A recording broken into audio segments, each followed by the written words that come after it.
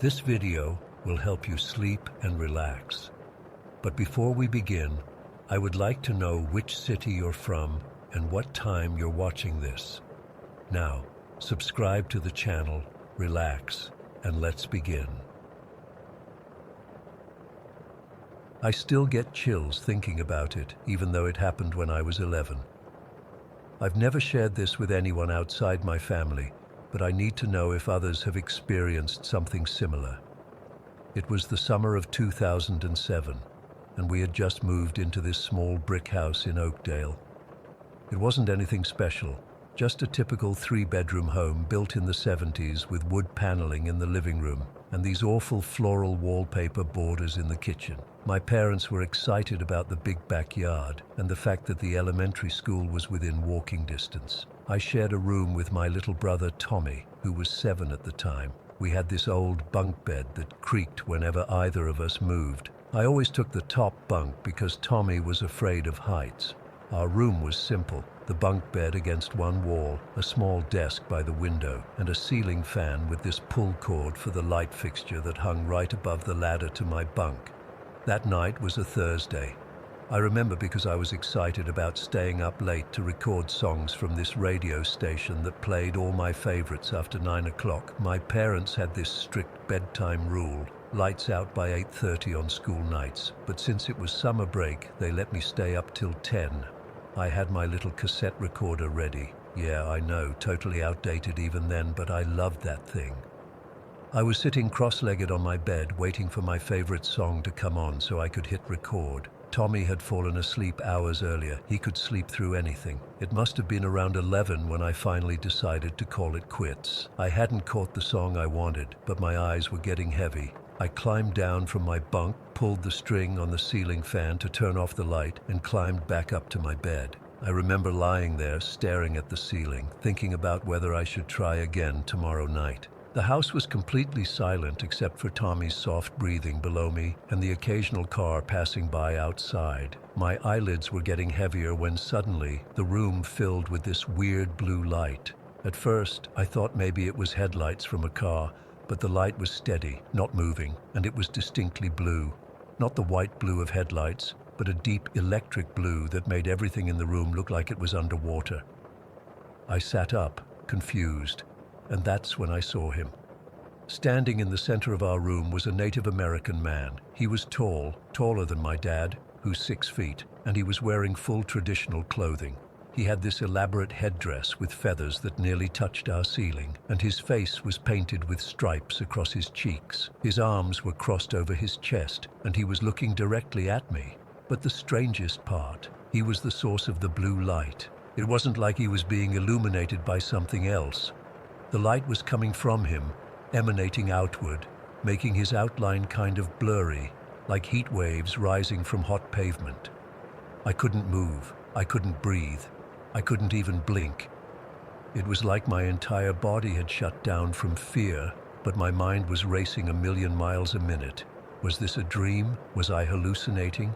Had I fallen asleep without realizing it? But I knew I was awake. I could feel the scratchy fabric of my blanket bunched up in my fists. I could hear Tommy's breathing below me. I could even hear the ticking of the clock on our desk. The figure didn't move. He just stood there, staring at me with these intense dark eyes. I don't know how long we stayed like that, him standing perfectly still, me frozen in terror, but it felt like hours. Finally, something in me snapped. I let out this scream that tore through my throat and lunged for the light cord, yanking it so hard I nearly pulled it out of the ceiling. The light came on, bright and sudden, and the blue figure vanished instantly. Tommy woke up crying from my scream, and seconds later, my parents burst into the room. My mom was in her nightgown, and my dad was holding a baseball bat. I was hyperventilating, tears streaming down my face, pointing at the empty spot where the figure had been standing. There was a man, I kept saying over and over. There was a man right there, a Native American man, and he was glowing blue. My dad checked the whole room, looked under the beds, in the closet, even checked the window to make sure it was locked. My mom sat on the edge of my bunk, stroking my hair and telling me it was just a nightmare. But I wasn't asleep. I insisted. I was recording songs from the radio, and then I turned off the light and he was just there. They didn't believe me. Of course they didn't. My dad said I must have dozed off without realizing it. My mom suggested that maybe I'd seen something on TV about Native Americans that day, and it had worked its way into my dreams. But I knew what I saw. I wasn't dreaming. I wasn't imagining things. That man had been in our room, as real as anything, glowing blue and staring at me. My mom ended up sleeping in Tommy's bunk that night while Tommy slept with my dad in their room. I didn't sleep a wink. I kept the light on all night, staring at the spot where the figure had been, afraid that if I closed my eyes, he'd come back. The next morning, everyone acted like it was no big deal. My parents exchanged these looks at breakfast, the kind adults give each other when they think kids are being silly. My mom suggested maybe we shouldn't watch any more spooky shows before bedtime, even though I hadn't watched anything like that. It wasn't until after breakfast, when my parents were busy doing dishes, that Tommy tugged on my sleeve and pulled me out to the backyard. "I saw him too," he whispered, looking around like he was afraid someone might hear. My blood ran cold. "What?" "The blue Indian man," Tommy said. "I saw him last week. He was standing by our window looking in. I couldn't believe what I was hearing. Why didn't you tell me?" I hissed. Tommy shrugged. "I wasn't scared. He didn't look mean or anything. I think he's protecting us." "Protecting us from what?" I demanded, but Tommy just shrugged again. "I don't know, but don't be scared of him, Haley. He's a good ghost." I wanted to believe Tommy, but I couldn't shake the feeling of dread that had settled in my stomach. If Tommy had seen the same figure a week earlier, that meant it wasn't a dream. It meant something was in our house, something that could appear and disappear at will, something that was watching us. I tried to tell my parents about what Tommy had said, but they brushed it off. My dad said Tommy was just playing along with my nightmare, and my mom suggested we spend less time watching those history programs about Native Americans on TV, but we hadn't been watching any programs like that. That night, I refused to sleep in our room. I camped out on the living room couch with all the lights on. My parents were frustrated, but let me stay there, probably thinking I'd get over my nightmare in a day or two. But I didn't. For the next week, I slept on that couch.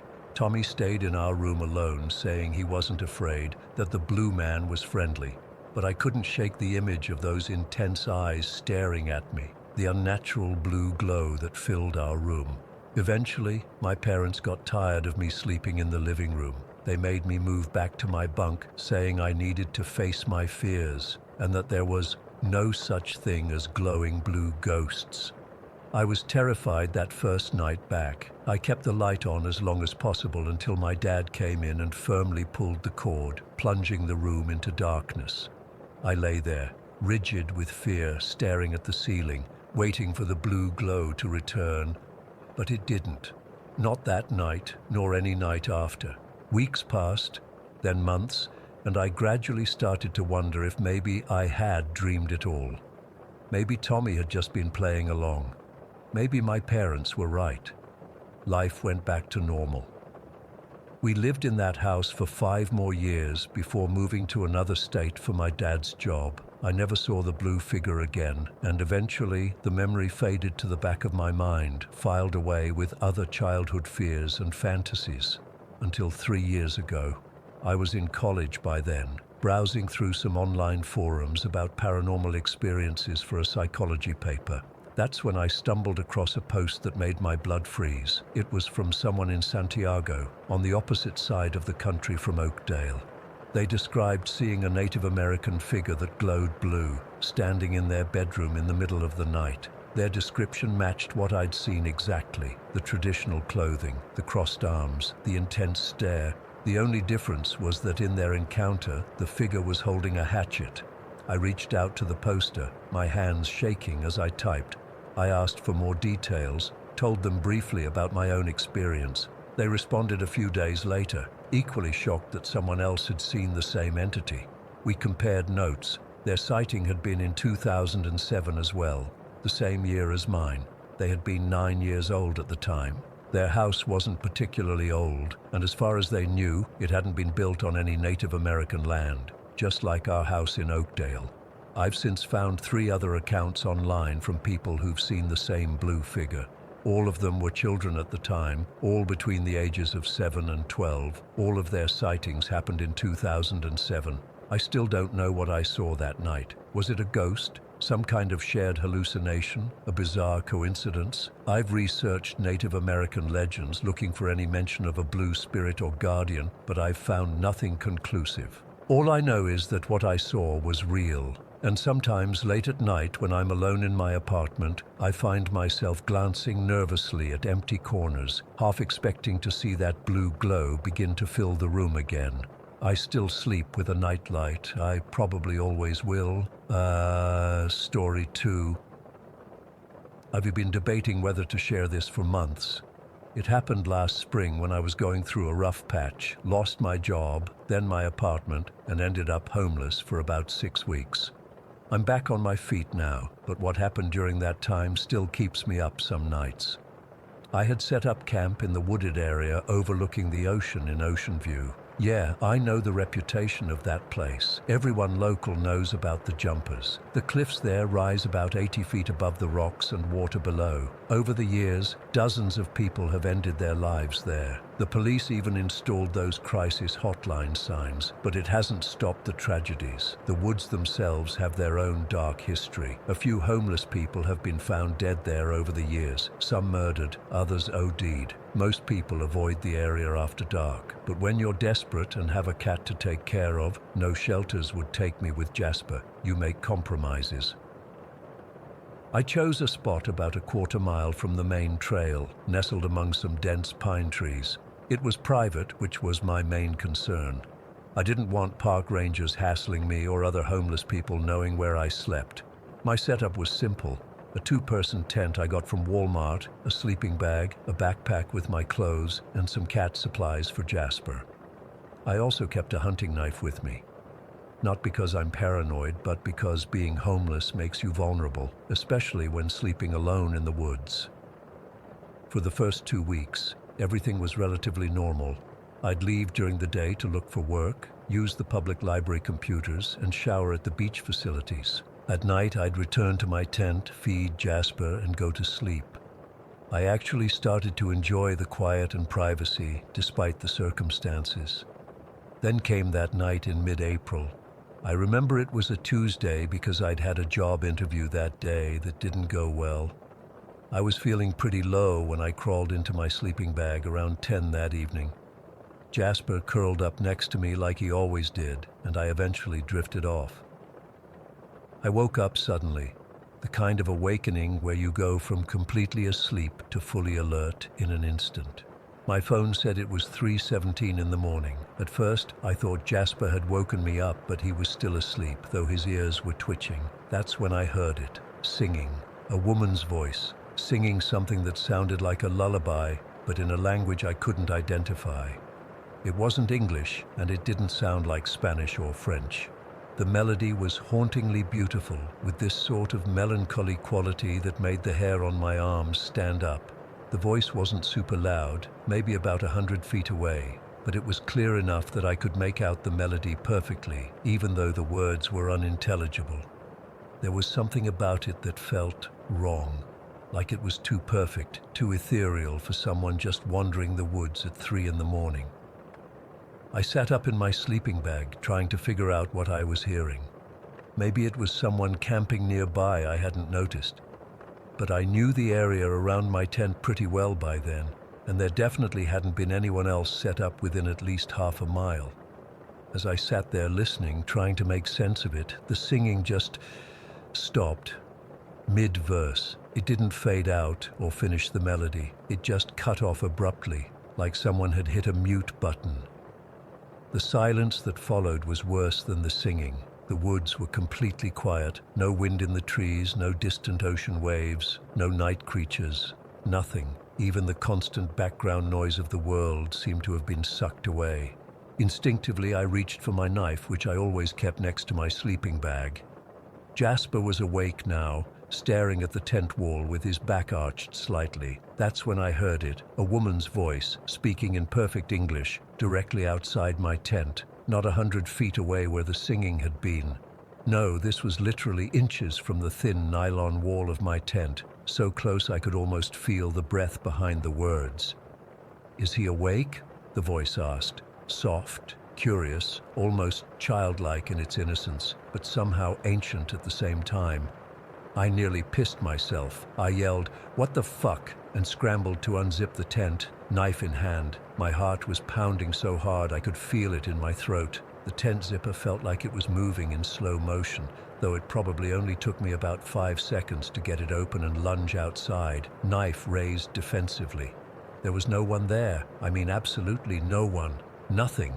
Not a single sign that anyone had been standing outside my tent mere seconds before. I spun around, scanning the woods with the flashlight on my phone, the beam cutting through the darkness between the trees. Nothing moved except shadows cast by my light. This is the part that still fucks with me the most. The ground around my tent was covered in dry pine needles and twigs. There's no way anyone could have approached or run away without making noise.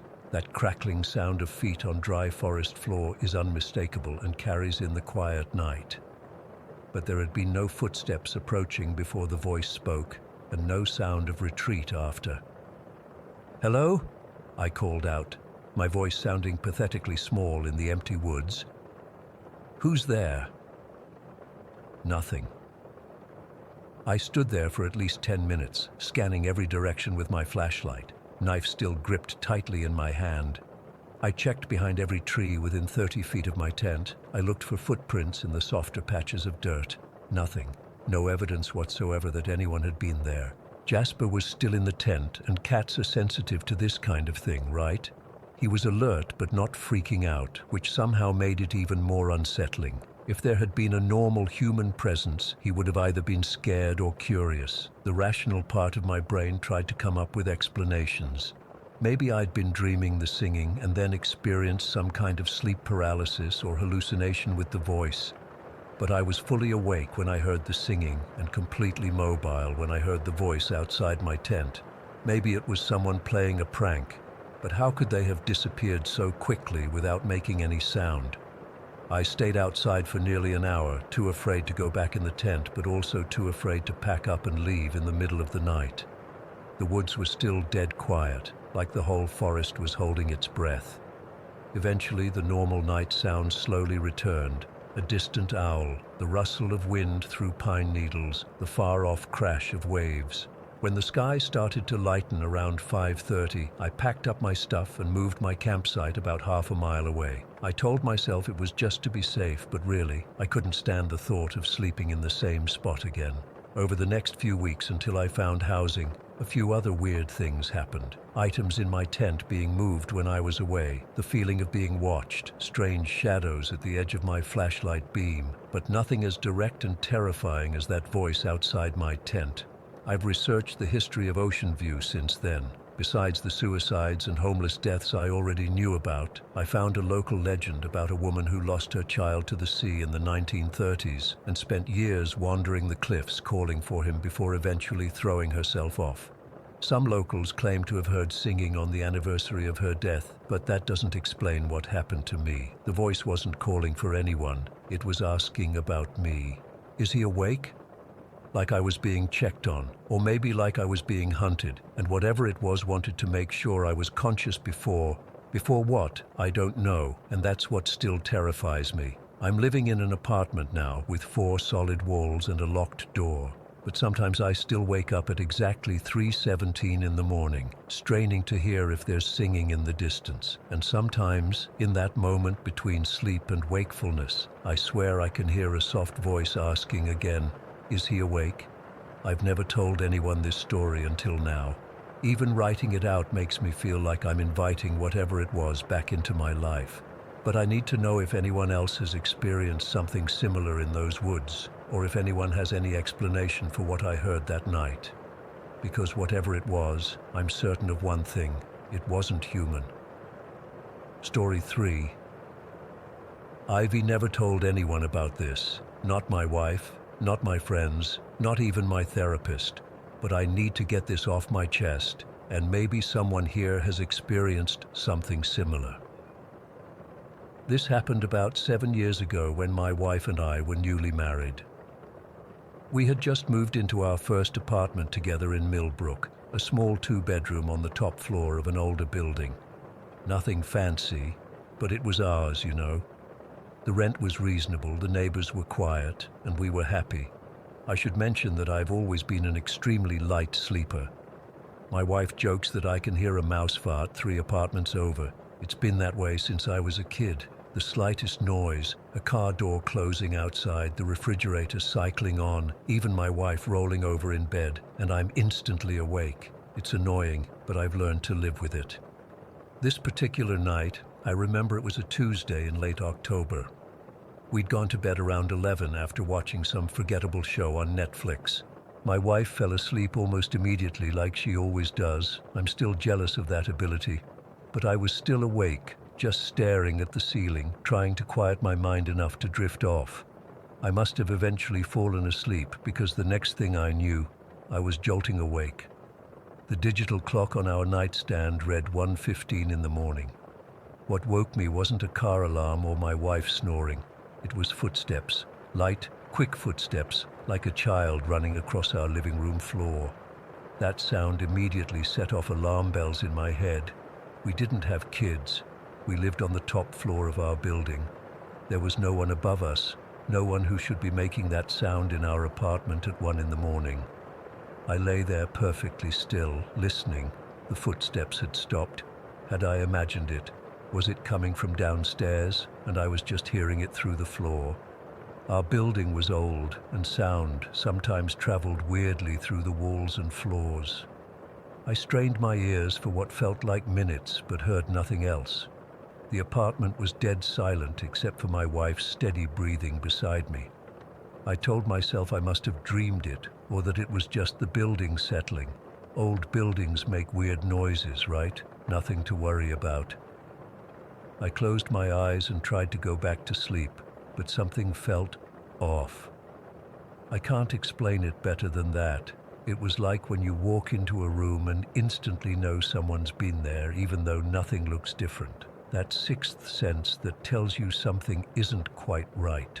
Something was in our bedroom. I didn't hear anything. I didn't see anything, but I felt it, as clearly as I felt the sheets against my skin. There was a presence in the room with us. My eyes snapped open again, and I found myself staring at the foot of our bed. I couldn't look away.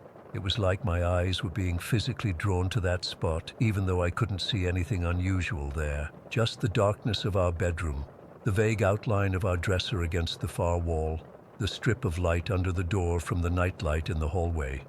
I was about to wake my wife when it hit me. The best way I can describe it is like a cold rush sweeping through my entire body. Not like a breeze or a draft, more like my blood had suddenly turned to ice water. It started at my feet and rushed upward through my entire body in an instant. At the same time, the room changed. It was still dark, but everything took on this weird bluish tint, not like someone had turned on a blue light, more like my vision was vibrating, creating this blur of color where there shouldn't be any. It's hard to explain if you haven't experienced it. The room was exactly the same, but somehow completely different. And then I realized I couldn't move. It wasn't like being tired or groggy. I was wide awake, fully conscious, but completely unable to move a single muscle in my body. I couldn't lift my arm. I couldn't turn my head. I couldn't even wiggle my toes. My body had become a prison. Panic flooded through me. My wife was right there, not even a foot away from me. If I could just reach over and shake her awake, but I couldn't. I was completely immobilized. I tried to call out to her. I tried to say her name, to scream, to make any sound that might wake her. But all that came out was a strangled, "What?" It was barely audible, more like an exhale than an actual word. The effort it took to produce even that tiny sound was immense, like trying to lift 1,000 pounds with my voice.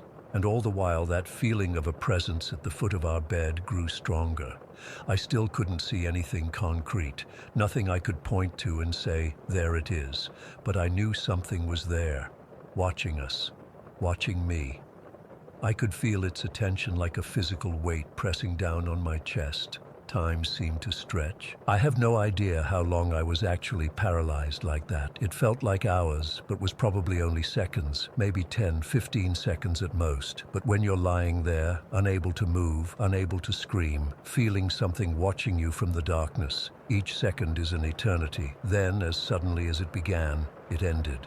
The blue haze disappeared, the cold rush receded, the invisible weight lifted from my chest. I could move again. I sat bolt upright in bed, gasping for air like I'd been underwater. My heart was pounding so hard I could hear it in my ears. I was drenched in sweat, my t-shirt sticking to my back. I looked wildly around the room, but everything was normal.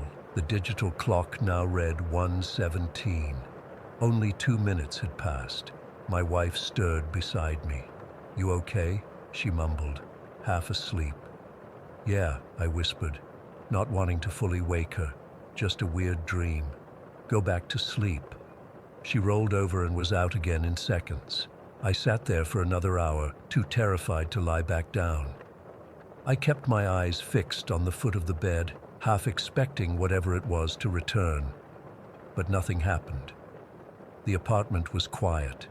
No more footsteps, no more cold rushes, no more blue hazes. Eventually, exhaustion won out, and I must have fallen asleep sitting up, because the next thing I remember is waking up to my alarm at 7 in the morning. My neck was killing me from the awkward position, but otherwise, everything was normal. My wife was getting ready for work, sunlight was streaming through the blinds, and the terror of the night before seemed distant, almost like a dream itself. But I knew it wasn't a dream. Whatever had happened, it had been real. I didn't tell my wife about it. We'd only been married for 4 months at that point, and I didn't want her thinking she'd married a crazy person who hallucinated ghosts in the middle of the night. Besides, what would I even say? "Hey, honey, I think our apartment might be haunted by something invisible that can paralyze me." Yeah, that would go over great. So I kept it to myself. I told myself it was probably just sleep paralysis. I'd read about it before. Your mind wakes up before your body does, and you get stuck in this in-between state where you can't move but might hallucinate things. That's a real medical condition, right? Much more logical than a ghost or whatever. But here's the thing. I've had nightmares before. I've even had vivid dreams where I thought I was awake. This wasn't like that. The footsteps woke me up. I was fully conscious when the paralysis hit, and that feeling of a presence, I can't explain it, but it was real as anything I've ever experienced. The weirdest part is that it never happened again. Not in that apartment, not in the house we eventually bought, not anywhere. Just that one night, that one experience, and then nothing. If it was sleep paralysis, wouldn't it have happened again at some point? And why did I hear those footsteps first? We lived in that apartment for another 2 years before moving, and I never mentioned it to my wife. Even now, 7 years later, I've never told her. What would be the point? It was a one-time thing, a strange, terrifying anomaly in an otherwise normal life. But I still think about it sometimes, especially when I'm lying in bed at night, staring at the ceiling, trying to fall asleep. I still wonder what was in our bedroom that night. Was it just my brain misfiring, creating a waking nightmare, or was it something else, something that found me for those few moments and then disappeared back to wherever it came from? I don't know. I don't think I'll ever know. But sometimes, when I wake up in the middle of the night for no apparent reason, I find myself staring at the foot of our bed, holding my breath, waiting to see if the cold rush will come again. It never does, but I still look. Story 4. I still get chills thinking about what happened that summer. It's been over 30 years, but the memories remain so vivid that sometimes I wake up in the middle of the night thinking I can hear the gentle strumming of a guitar somewhere in the darkness. I grew up in San Miguel, a small coastal village where everyone knew each other. Life was simple there. We had the ocean on one side and a river that cut through lush greenery on the other. That summer, I was 17. Full of dreams and innocence, and there was Mateo. Mateo moved to our village the previous year when his father got a job at the local fishing company. He stood out immediately with his warm smile and the guitar that seemed permanently attached to him. He carried it everywhere, playing little melodies between classes and during breaks. I fell for him almost instantly, though I tried desperately to hide it. My friends teased me relentlessly about how I would blush whenever he was around. That day, June 23rd, started like many others that summer. The air was thick with heat and the scent of salt and flowers. My friends and I had planned a picnic by the river, our favorite spot where the water formed a calm pool before continuing downstream where the current grew stronger and deeper.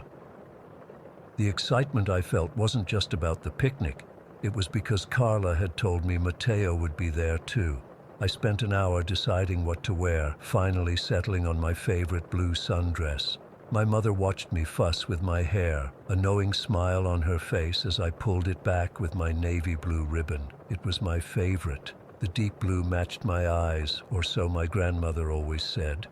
"You look beautiful, mihija," my mother said as I headed out. "Be careful at the river. The rains last week have made the current stronger." I nodded, barely listening, my mind already at the picnic. When I arrived at our spot, everyone was already setting up. There were about 12 of us, a mix of boys and girls from the village, and there was Matteo sitting on a large rock, strumming his guitar. When he looked up and saw me, his smile widened, and I swear my heart stopped for a second. We spread our blankets under the shade of the old saber tree.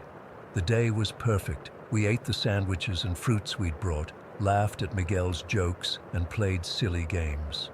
But what I remember most clearly is when Matteo started playing his guitar properly. The conversations died down as his fingers moved across the strings, creating a melody that seemed to float on the summer air. Then he began to sing. His voice wasn't perfect, but it had this raw, emotional quality that made you feel every word.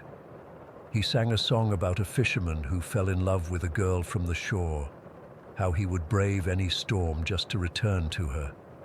While he sang, his eyes kept finding mine, and it felt like we were the only two people there. The others noticed too. I could see Carla and Elena exchanging glances and small smiles. After he finished, there was a moment of silence before everyone clapped. The heat was becoming unbearable by then, so someone suggested we cool off in the river. As everyone started moving toward the water, Matteo caught my arm gently. "Can I talk to you for a minute?" he asked, his voice a bit nervous. We moved a little away from the group, and he ran his hand through his hair, something I'd noticed he did when he was anxious. "I was wondering if I could come by your house tomorrow," he said. "I'd like to speak with your father." My heart pounded so hard I was sure he could hear it. In our village, asking to speak with a girl's father meant only one thing. He wanted permission to court me officially. "Yes," I managed to say, trying to keep my voice steady. "He'll be home after 5. Matteo's face lit up with relief and happiness. On impulse, I reached up and untied my navy blue ribbon from my hair, letting it fall loose around my shoulders. "Here," I said, holding it out to him. "Bring this back to me tomorrow, as a promise." He took the ribbon, his fingers brushing mine, sending a shiver up my arm despite the heat. He carefully tied it around his wrist. "I promise," he said, his voice so sincere it made my chest ache. We rejoined the others at the water. The girls were wading in the shallow part while some of the boys were already swimming in the deeper section. Matteo and the other boys decided they wanted to go further downstream where there were some high rocks they could jump from. "Be careful," I called after him. "The current's stronger there." He turned back, grinning. "Don't worry, I'm a good swimmer." That was the last time I saw him smile. We girls stayed in our safe spot, splashing and enjoying the cool relief from the heat. It might have been 20 minutes later when we heard the shouting. At first it sounded like the boys were just having fun, but then the tone changed. There was panic in their voices. "He went under. I can't see him. Matteo!" My blood turned cold. We rushed downstream as fast as we could, slipping on wet rocks, scratching our legs on branches. By the time we reached the boys, they were diving frantically in the water, searching. "What happened?" I screamed, ready to jump in myself, but Elena held me back. Miguel, his face white with shock, explained between gasps. Mateo jumped from the high rock. He went under but never came back up. The current. It's really strong. For hours the boys continued searching while some ran back to the village for help. Adults came with ropes and nets. The local fishermen who knew the river best waded in dangerous areas. As the sun began to set, they had to stop the search. It was too dark, too dangerous. I refused to leave. My father had to carry me away as I screamed and fought. I was certain that if I just stayed a little longer, Mateo would emerge from the water with that grin of his, asking why everyone looked so worried. The next 7 days were a blur of continued searches, prayers, and hope that diminished with each passing hour. On the 7th day, they found him nearly a mile downstream, where the river widened before meeting the ocean. I wasn't there when they pulled him out, but my father was. He came home with eyes red from crying, something I'd never seen before. He held me as he told me, and through my own sobs I asked, "Was he?" I couldn't finish the question. "He looked peaceful," my father said softly, "like he was sleeping." Then he pressed something into my palm. He was still wearing this. It was my navy blue ribbon, still tied around his wrist, though faded and frayed from the water. The entire village attended his funeral. His parents were broken beyond words. His father kept saying over and over, "He was such a strong swimmer, I don't understand." Neither did any of us. In the weeks that followed, I fell into a deep sadness. I couldn't eat, couldn't sleep. My mother worried constantly. To keep myself from drowning in grief, I asked Miguel if I could borrow his guitar. He gave it to me without question, understanding somehow that I needed this connection to Mateo. I taught myself to play, starting with the simple chords Mateo had once shown me. It became my therapy, my way of keeping him close. Late at night, when everyone was asleep, I would sit by my window and practice the song he had sung that day by the river. It was about a month after his death when I first heard it. I had fallen asleep with the guitar beside my bed, exhausted from crying. Something woke me in the middle of the night. A sound so faint I thought I might be dreaming, the gentle strumming of guitar strings.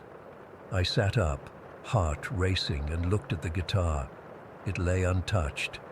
Yet the sound continued, soft and distant, but unmistakable. I recognized the melody immediately. It was the fisherman's song that Mateo had played at the picnic. I held my breath, listening until the strumming faded away. I convinced myself it was just a dream, the product of grief and exhaustion. But the next night, at exactly the same time, 3 in the morning, I heard it again. This continued for several nights. I never told anyone, afraid they would think I was losing my mind. But one night, my mother came into my room, her face pale. "Do you hear that?" she whispered. The strumming was louder that night, clear enough that it couldn't be dismissed as imagination. We stood in silence, listening to the familiar melody drifting through the house. "It's his song," I said, my voice breaking. "It's Mateo's song." My mother crossed herself. She didn't say anything else, just held me as we listened until the music stopped. The following night, it wasn't just the guitar that woke us. At exactly 3 in the morning, a loud knocking echoed through our house. 3 sharp raps on our front door. It was so forceful that it woke not just me and my mother, but my father and younger brothers as well. My father grabbed his machete, while my mother lit a candle. We all moved cautiously toward the front of the house. The knocking came again, more insistent this time. "Who's there?" my father called out, his voice steadier than I expected. No answer. He approached the door, machete raised, and slowly pulled it open. There was no one there, just the empty village street dimly lit by the moon. My father stepped outside, looking around, while we waited anxiously inside. He came back in, shaking his head. "Probably some kids playing pranks," he muttered, though we all knew the children of San Miguel would never be out at this hour. He had just secured the door when the knocking came again, louder, more urgent, almost desperate. My mother gasped. My youngest brother began to cry. This time, when my father yanked the door open, we all crowded behind him to see. Again, no one was there. But what made my blood freeze was what we saw on our threshold. Wet footprints leading from the riverside of our house to our door, and then inside. We hadn't noticed them before in our fear and confusion, but now they were unmistakable, the wet imprints of bare feet on our floor. My father followed the trail with his candle, the flame casting eerie shadows on the walls. The footprints led directly to my room, stopping at the foot of my bed where Miguel's guitar rested. That's when we all heard it, the soft, unmistakable sound of guitar strings being plucked, though no one was touching the instrument. Then, drifting through the house, came the melody of the fisherman's song, played perfectly the way Mateo had played it that day by the river. I felt a cold breeze brush past me, carrying with it the faint scent of river water. The candle in my mother's hand flickered wildly, then went out, plunging us into darkness. In that moment of blackness, I felt something, a presence, a whisper of touch against my cheek, gentle as a promise. When my father managed to relight the candle, the music had stopped. The wet footprints remained, ending at my bed, but there was something else now. My navy blue ribbon, the one that had been buried with Mateo, lay across the guitar strings, dry and perfectly preserved, as if it had never been in the river at all. We never found an explanation for what happened that night. Some in the village suggested it was just our grief playing tricks on us. Others crossed themselves and spoke in hushed tones about souls with unfinished business. All I know is that Mateo had promised to come back, to return my ribbon, and somehow, in his own way, he did. I still live in San Miguel. I still play the guitar, and sometimes, on warm summer nights, when the air is heavy with the scent of salt and flowers, I sit by my window and play our song.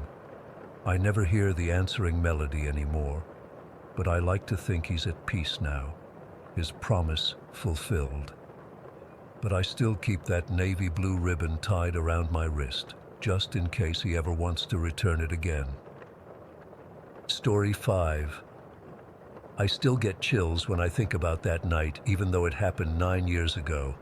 I was just 12 at the time, living in this tiny town in Ohio that nobody's ever heard of, the kind of place where everyone knows everyone, and there's literally nothing to do, especially in winter when it gets so cold your lungs hurt when you breathe. My dad had remarried a couple years before, and I was still adjusting to living with my stepsister Allie, who was 14. We got along okay most of the time, but she had this boyfriend Evan, who I thought was kind of a jerk. He was always trying to act cooler than he actually was. That Saturday in January was brutally cold, like maybe 10 degrees with wind that cut right through you. I was just hanging out in my room, reading and trying to stay warm, when Allie knocked on my door and asked if I wanted to go to some youth group thing at the high school with her and Evan. I remember saying something like, "Why would I want to go to a high school thing? I'm in 7th grade." But Allie kept insisting it would be fun, and that other middle schoolers would be there too. Looking back, I think she just didn't want to be alone with Evan the whole time, but was too embarrassed to say so. After enough pestering, I finally gave in. My dad and stepmom were having this date night thing at home, and I figured it was better than listening to them being all mushy in the living room. So I bundled up in my warmest coat, put on 2 pairs of socks, and headed out with Allie and Evan. The walk to the church was miserable. It was about a 20-minute trek through neighborhoods that weren't great about shoveling their sidewalks. My face was numb within minutes, and my toes felt like ice cubes by the time we got there. The whole way, Evan kept talking about some video game he was obsessed with, and Allie kept pretending to be interested. The church wasn't really a church. It was this small, plain, one-story building that different groups used for meetings. I think the youth group just rented it on weekends. It had this weird layout with doors on both ends and a long hallway connecting them. There were a few rooms off the hallway for classes or whatever. When we got there, the place looked completely dark, except for a single light in the hallway. There weren't any cars in the parking lot, which should have been our first clue something was off. Evan tried the door and it was unlocked, which seemed strange. "Maybe we're early," Allie suggested, but I checked my phone and it was already 7:15, and the event was supposed to start at 7. Evan looked confused. I swear Pastor Mike said it was tonight. Let me check the group chat. While he was fumbling with his phone, I was just thinking about how annoyed I was that I'd walked 20 minutes in the freezing cold for nothing. My toes were still thawing and they had that painful tingling feeling. After a minute, Evan's face fell. Crap. It's next Saturday. I got the dates mixed up. Ali rolled her eyes. Seriously? We came all the way out here for nothing. I remember feeling really irritated but also not wanting to walk back right away. My feet were killing me, and the thought of going back into that cold was awful. Can we just sit inside for a few minutes to warm up before we head back? I asked. The door's open anyway. Ali nodded. Yeah, let's just rest for a bit. But it's weird that it's unlocked if no one's here. Maybe the janitor's around somewhere, Evan suggested, walking toward the door. That's when things got weird. Ali reached the door first and looked through the small window. She just froze. Her whole body went stiff, and she made this little gasping sound. I thought maybe she'd seen a mouse or something. What is it? Evan asked, moving beside her to look through the window. His reaction was even more disturbing. He went completely pale, and I swear I could see his hands shaking. Holy shit, he whispered. Do you see that? I figured they were trying to prank me. They were always doing stupid stuff like that, jumping out from behind doors, telling me some creepy guy was following us, whatever. So I rolled my eyes and said, "Very funny, guys." But they weren't laughing. They weren't even looking at me. Their eyes were fixed on whatever was through that window. Emma, there's something in there, Ali said, her voice trembling. Look, I still thought they were messing with me, but something about the genuine fear in Ali's voice made my stomach clench. I stepped up to the window, half expecting to see them reflected in the glass, making scary faces or something. What I saw instead will haunt me for the rest of my life. In the hallway, under that single fluorescent light, was... I don't even know how to describe it properly. It was crouched down at first, like it was hunched over examining something on the floor. But as I watched, it began to stand up, and up, and up. Its arms and legs were impossibly long and thin, stretching like taffy as it unfolded itself. By the time it was fully upright, its head was touching the ceiling. It had to be at least 8 feet tall. It was wearing what looked like a black suit, like something you'd see at a funeral, but its proportions were all wrong. Arms too long, fingers like twigs, torso too narrow, and its skin, where I could see its hands and what should have been its face, the skin was chalk white. Not pale like a person, but white like paper or bone. The worst part was its face, or rather, the absence of a face. Where features should have been, eyes, nose, mouth, there was just nothing. Smooth, blank whiteness, like someone had erased all the details. As it fully stood, it began to move its arms in these jerky, unnatural motions. Not waving exactly, more like it was testing its limbs, making sure they worked. Each movement was stiff and wrong, like it was wearing a body it didn't quite know how to use. I remember thinking, that's Slender Man, because I'd seen creepypastas online. But I knew Slender Man wasn't real. It was just an internet thing. This was standing right in front of me, in a building in my town, moving in ways that made my skin crawl. I stumbled backward, nearly falling on the icy steps. Evan caught my arm, his fingers digging in painfully. "What the fuck is that?" he whispered, his voice cracking. Ali was already backing away. "We need to go, right now." But I couldn't move. I was frozen, staring at this thing through the window. It hadn't seemed to notice us yet, but something told me that if it turned toward the door, if it somehow sensed us watching... "Wait," I said, trying to keep my voice steady. What if it's just someone playing a prank, like on stilts or something?" Even as I said it, I knew it wasn't true. No costume could move like that. No human could have those proportions. "We should walk around the building," Evan suggested suddenly. "Check the other door. Maybe there's someone else inside who can explain that." It was a stupid idea, but we were scared and not thinking clearly. So instead of running away like any sane person would, we decided to circle the building. The three of us crept around the side, staying well away from the windows. I remember the snow crunching under our feet sounded impossibly loud. My heart was pounding so hard I could feel it in my throat. As we moved along the side of the building, I started hearing this weird tapping sound. Tap, tap, tap. Like fingernails on glass, but rhythmic and deliberate. Tap, tap, tap. It seemed to follow us as we walked, moving from window to window. "Do you hear that?" I whispered.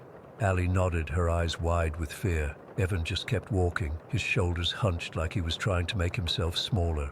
When we reached the back door, none of us wanted to look through the window. We just stood there for what felt like forever. The cold seeping through our clothes, that tapping sound continuing somewhere inside. Finally, Evan took a deep breath and peered through the glass. He immediately jerked back. "It's at the other end of the hallway now," he said, his voice barely audible. "It's just standing there, like it's waiting." That was enough for me. "We need to go," I said. "Now." No one argued. We practically ran back to the street, not even bothering to stay on the paths.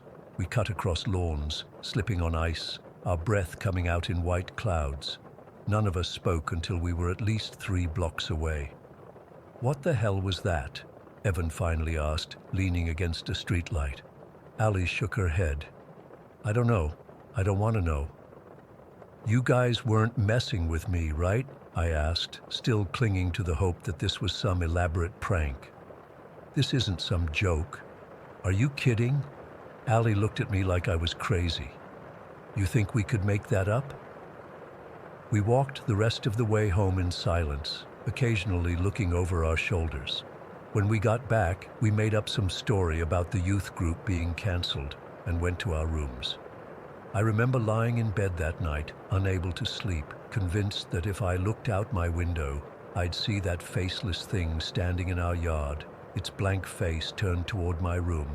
For weeks afterward, I had nightmares about those long, thin limbs unfolding, about that blank face turning toward me. I couldn't walk past the church building for months. Whenever anyone suggested going to a youth group event, I'd make up excuses not to go. The weirdest part. When I finally worked up the courage to ask the pastor about that building, he told me they hadn't used it in over a year. The place had been empty since the previous winter. Years later, when Allie and I were in college, I brought it up again. I half expected her to laugh and finally admit it was all a prank. Instead, she went pale and said, "I still have nightmares about that thing, whatever it was." I asked if she and Evan had planned it to scare me. She looked me dead in the eyes and said, "Emma, I swear to God, that was the most terrifying moment of my life. I would never make something like that up." I believe her. To this day, I don't know what we saw in that hallway. I've researched local legends, paranormal phenomena, everything I could think of. Nothing explains what we encountered. Sometimes I wonder if it's still there, in that empty building, waiting for someone else to peer through the window. Standing in that hallway under that single light, its blank face turned toward the door, arms moving in those jerky, unnatural motions, waiting. Story 6. I still get goosebumps thinking about what happened to me back in the winter of 1996. It's been over 25 years, but I can recall every detail like it was yesterday. I've never been able to explain it properly, and I've mostly kept it to myself all these years. But I need to get this off my chest, even if no one believes me. I was 32 at the time, working as a history professor at University College Cork. I specialized in medieval church architecture, so I spent a lot of my free time visiting old churches and cathedrals around Ireland. That January was particularly brutal, bitter cold with this damp chill that seemed to seep into your bones no matter how many layers you wore. I remember it was a Wednesday morning. I had the day off from teaching and decided to drive out to the town of Cove, pronounced Cove for those who don't know. It's this picturesque harbour town in County Cork, and the centrepiece is St. Colman's Cathedral, this massive neo-Gothic structure that towers over everything else. You can see it from miles away. The weather was miserable that day, freezing rain that occasionally turned to sleet. with a wind that cut right through you. I parked near the bottom of the hill and made the climb up to the cathedral, already regretting not bringing a heavier coat. By the time I reached the cathedral steps, I was shivering and just wanted to get inside where it would hopefully be warmer. I pushed open one of the heavy wooden doors and stepped into the vestibule. The temperature difference wasn't dramatic. Old stone buildings like that are never really warm, but at least I was out of the wind and rain. The first thing that hit me was the smell, that distinctive mix of old wood, candle wax and incense that's common to all Catholic churches, but always slightly different in each one. It was early, probably around 9 in the morning, and the cathedral was completely empty. Not even a caretaker or priest in sight, just me alone in this massive space. The silence was almost physical, that heavy, reverent quiet that makes you feel like you should tiptoe and whisper. I started walking down the central aisle, my footsteps echoing off the stone floor despite my efforts to walk quietly. The cathedral was dimly lit, just enough light from the stained glass windows and a few electric lights to see where I was going, but dark enough that the corners and alcoves remained in shadow. I took my time, stopping occasionally to admire the stations of the cross and the intricate carvings on the wooden pews. As a historian, I was particularly interested in the architectural details, the ribbed vaulting of the ceiling, the carved capitals on the columns. I had my notebook out, jotting down observations for a paper I was working on about Irish church architecture. As I moved deeper into the cathedral, approaching the transept, I started to get this strange feeling. It wasn't immediate, more like a gradual awareness that crept up on me. It was the unmistakable sensation of being watched. You know that feeling when someone's staring at you, how you can just sense it? That's what it was like, but more intense.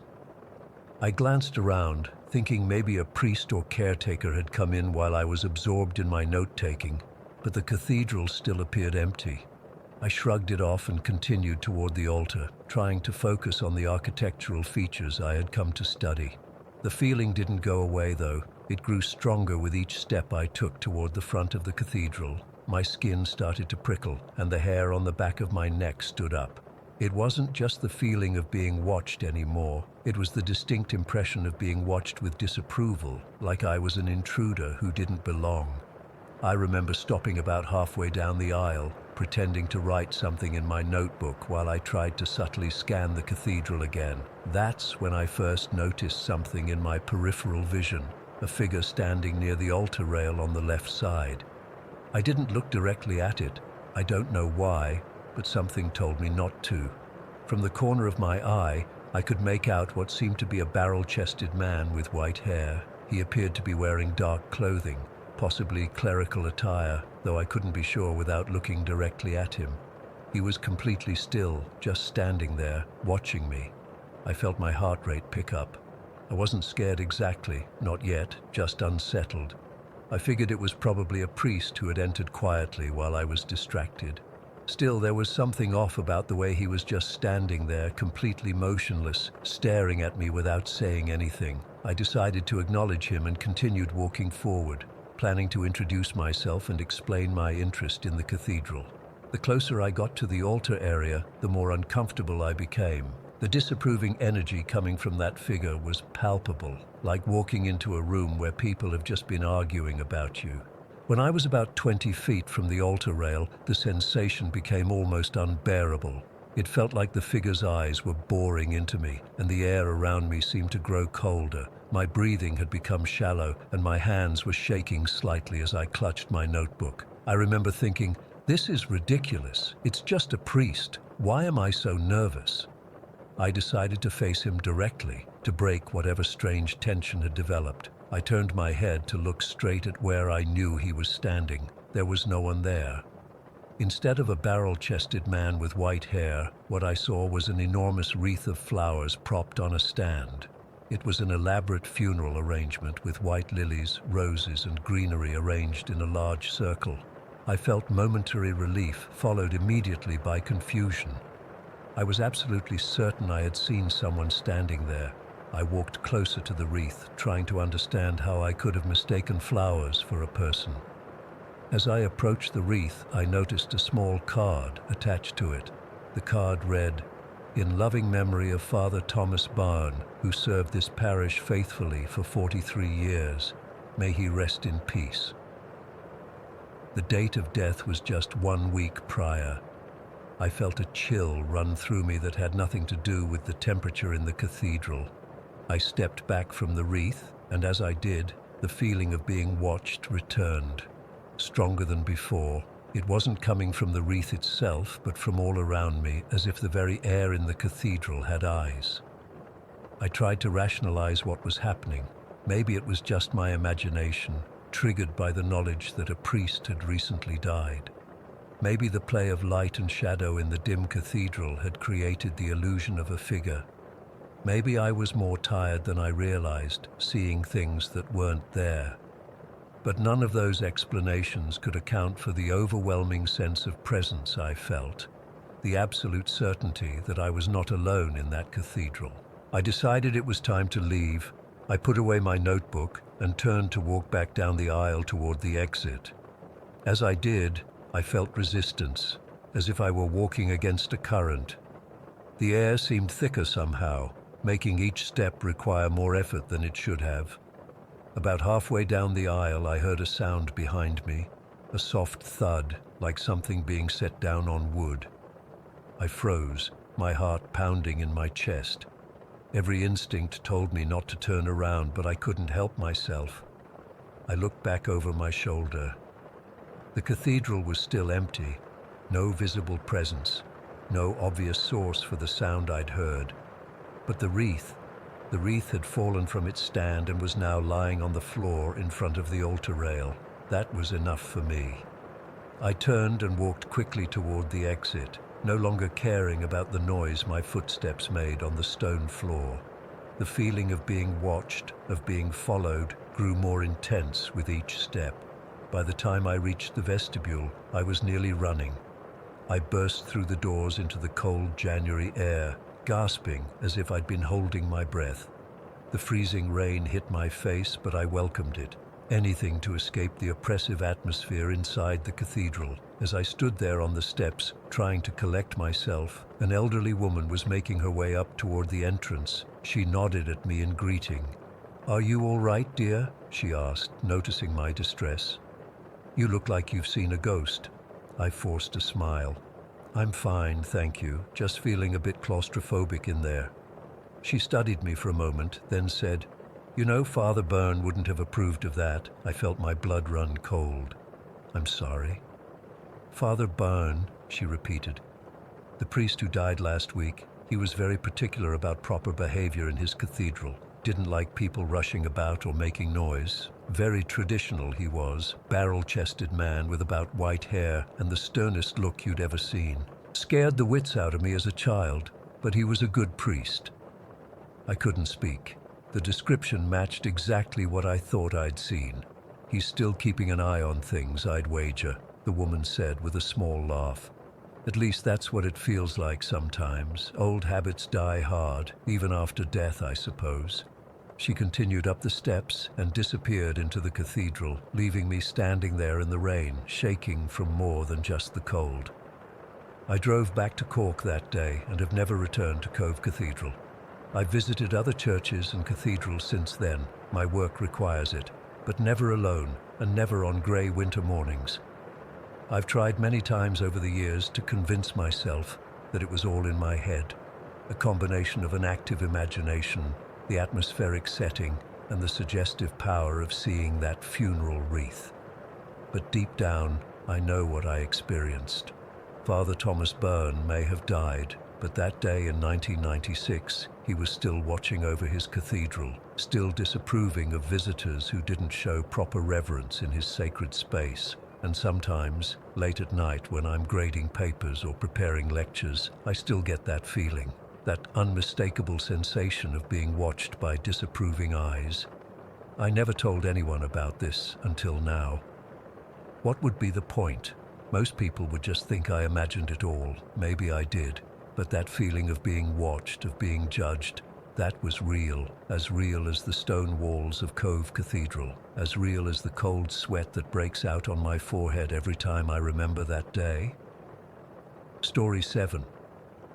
I've held this in for so long, but I need to tell someone about Steve. I'm not even sure what he is, a ghost, a spirit, a guardian angel, or something else entirely. But he's been with me my entire life, and I'm still trying to understand why. I'm 32 now, living outside Sydney, Australia, but this all started when I was a kid back in Chile. I've never told the full story because it sounds absolutely mental. Even now, my hands are shaking as I type this. I first noticed Steve when I was about 4. I'd be playing with my toys in my room, and I'd catch glimpses of someone tall standing in the hallway just watching. At first, I thought it was my dad, but whenever I'd look directly, the figure would be gone. I started calling him Steve. Don't ask me why, it just felt right. Like the name came to me from somewhere else. The first really terrifying thing happened when I was 6. My cousins were visiting, and they thought it would be funny to lock me outside in the backyard after dark. I was screaming and banging on the door, but they just laughed. That's when I felt something cold behind me. The air got heavy, like before a thunderstorm. I turned around slowly, and I could make out a tall silhouette at the edge of our yard. It was darker than the night around it, with these horrible green eyes that seemed to be leaking. Not crying, but like something was seeping out of them. I froze completely, couldn't scream, couldn't move. Then my cousins suddenly yanked the door open, white as sheets. They said they heard a man's voice whispering right behind them, telling them to let the child in now. But there was nobody there. My parents dismissed it as kids being dramatic, but my cousins never came over again after dark. When I was 8, we moved to Australia for my dad's job. I thought I'd left Steve behind, but I was wrong. The first night in our new house, I went to the bathroom and looked in the mirror. I was frowning because I was upset about the move, but my reflection was grinning back at me. Not a normal smile. It was stretched too wide, showing too many teeth. I blinked, and it was normal again. I ran back to bed and hid under the covers until morning. For years after that, Steve would make his presence known in small ways. Doors would close by themselves. The lights would flicker when I was alone. Sometimes I'd hear tapping on the walls at night, always in sets of 3. Tap, tap, tap. Pause. Tap, tap, tap. And the worst part, he could mimic voices perfectly. I'd hear my mum calling me from the kitchen, go downstairs and find the house empty. Then my actual mum would walk in from the garden, confused about why I looked so scared. When I was 13, I started seeing him more clearly. He wasn't always a shadow anymore. Sometimes he looked almost solid, but wrong. Like someone had drawn a person but messed up the proportions. He was tall, maybe 6.5 feet, and thin with arms that hung too low. His face was the worst part. It was like a blurry photograph of a man's face, but with those bleeding green eyes that seemed to look right through me. The most disturbing thing is that Steve can look exactly like me when he wants to. My double, my doppelganger, but always with these unnaturally wide open eyes, showing too much of the whites.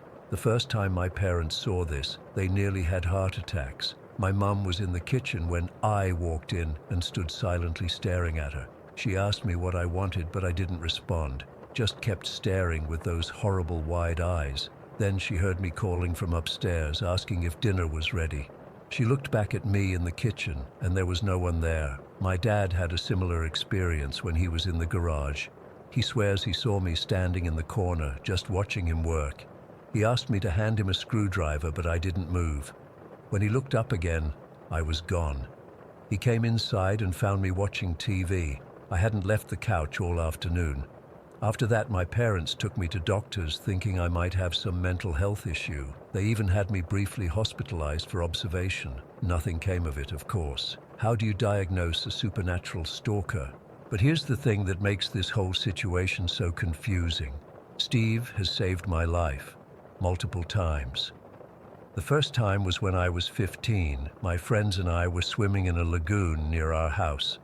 I'm a decent swimmer, but I got a cramp and started panicking, going under. My friends were too far away to help. I remember sinking, the water getting darker, my lungs burning, and then I felt these cold hands grab my shoulders and push me upward with incredible force. I broke the surface gasping, and my friends swam over to help me to shore.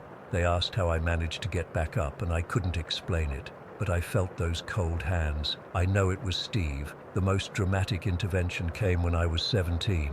I was going through a really dark period, dealing with depression. One night, I found myself standing on an overpass above a busy highway. I was just looking down at the traffic, thinking how easy it would be to end everything. As I leaned forward, I felt an ice-cold grip on my wrist, yanking me back so hard I fell on my backside. There was nobody there, but I heard his voice for the first time, distorted and deep, like someone speaking underwater. Not your time. 2 years later, I was crossing the street, lost in thought. I didn't see the car running the red light, speeding right toward me. Something shoved me, hard, from behind. I stumbled forward several feet, the car missing me by inches. When I turned around, there was nobody there. But I knew. After that incident, I finally confronted my mum about Steve. I was old enough to demand answers, and I could tell she knew more than she was saying. She broke down and told me the truth. Steve had been in our house in Chile before I was even born. My mother was pregnant with me when strange things started happening. My grandmother saw a tall figure standing at the foot of the bed where my mother napped. The maid quit after claiming she saw a man with bleeding eyes in the nursery they were preparing for me. My uncle stayed over one night and swore he heard a man's voice in the empty kitchen saying, "Waiting for Riley." That's my name. According to my mum, they tried everything. Priests, psychics, cleansings, nothing worked. She thinks Steve was waiting for me, and when I was born, he attached himself to me specifically. The thing is, I'm 32 now, and Steve is still with me. I've moved houses 4 times, lived in 3 different cities, even spent 6 months traveling overseas. He always follows. Sometimes weeks or months will pass with no sign of him, and I'll think maybe he's finally gone. Then the tapping starts again, or I'll catch a glimpse of him in a reflection. Or worse, someone will tell me they just saw me in another room when I haven't moved. Last month, my partner woke me up in the middle of the night, terrified. They'd gotten up to use the bathroom and saw me standing in the kitchen, staring out the window. They asked what I was doing up, but I didn't respond. When they touched my shoulder, I turned around with those horrible wide eyes. They ran back to the bedroom and found me sound asleep. We argued about it for days. They thought I was gaslighting them. We broke up last week. I'm not sure what Steve wants from me. Protection seems to be part of it, but why me? What makes me special? Sometimes I think he's attached to my soul somehow.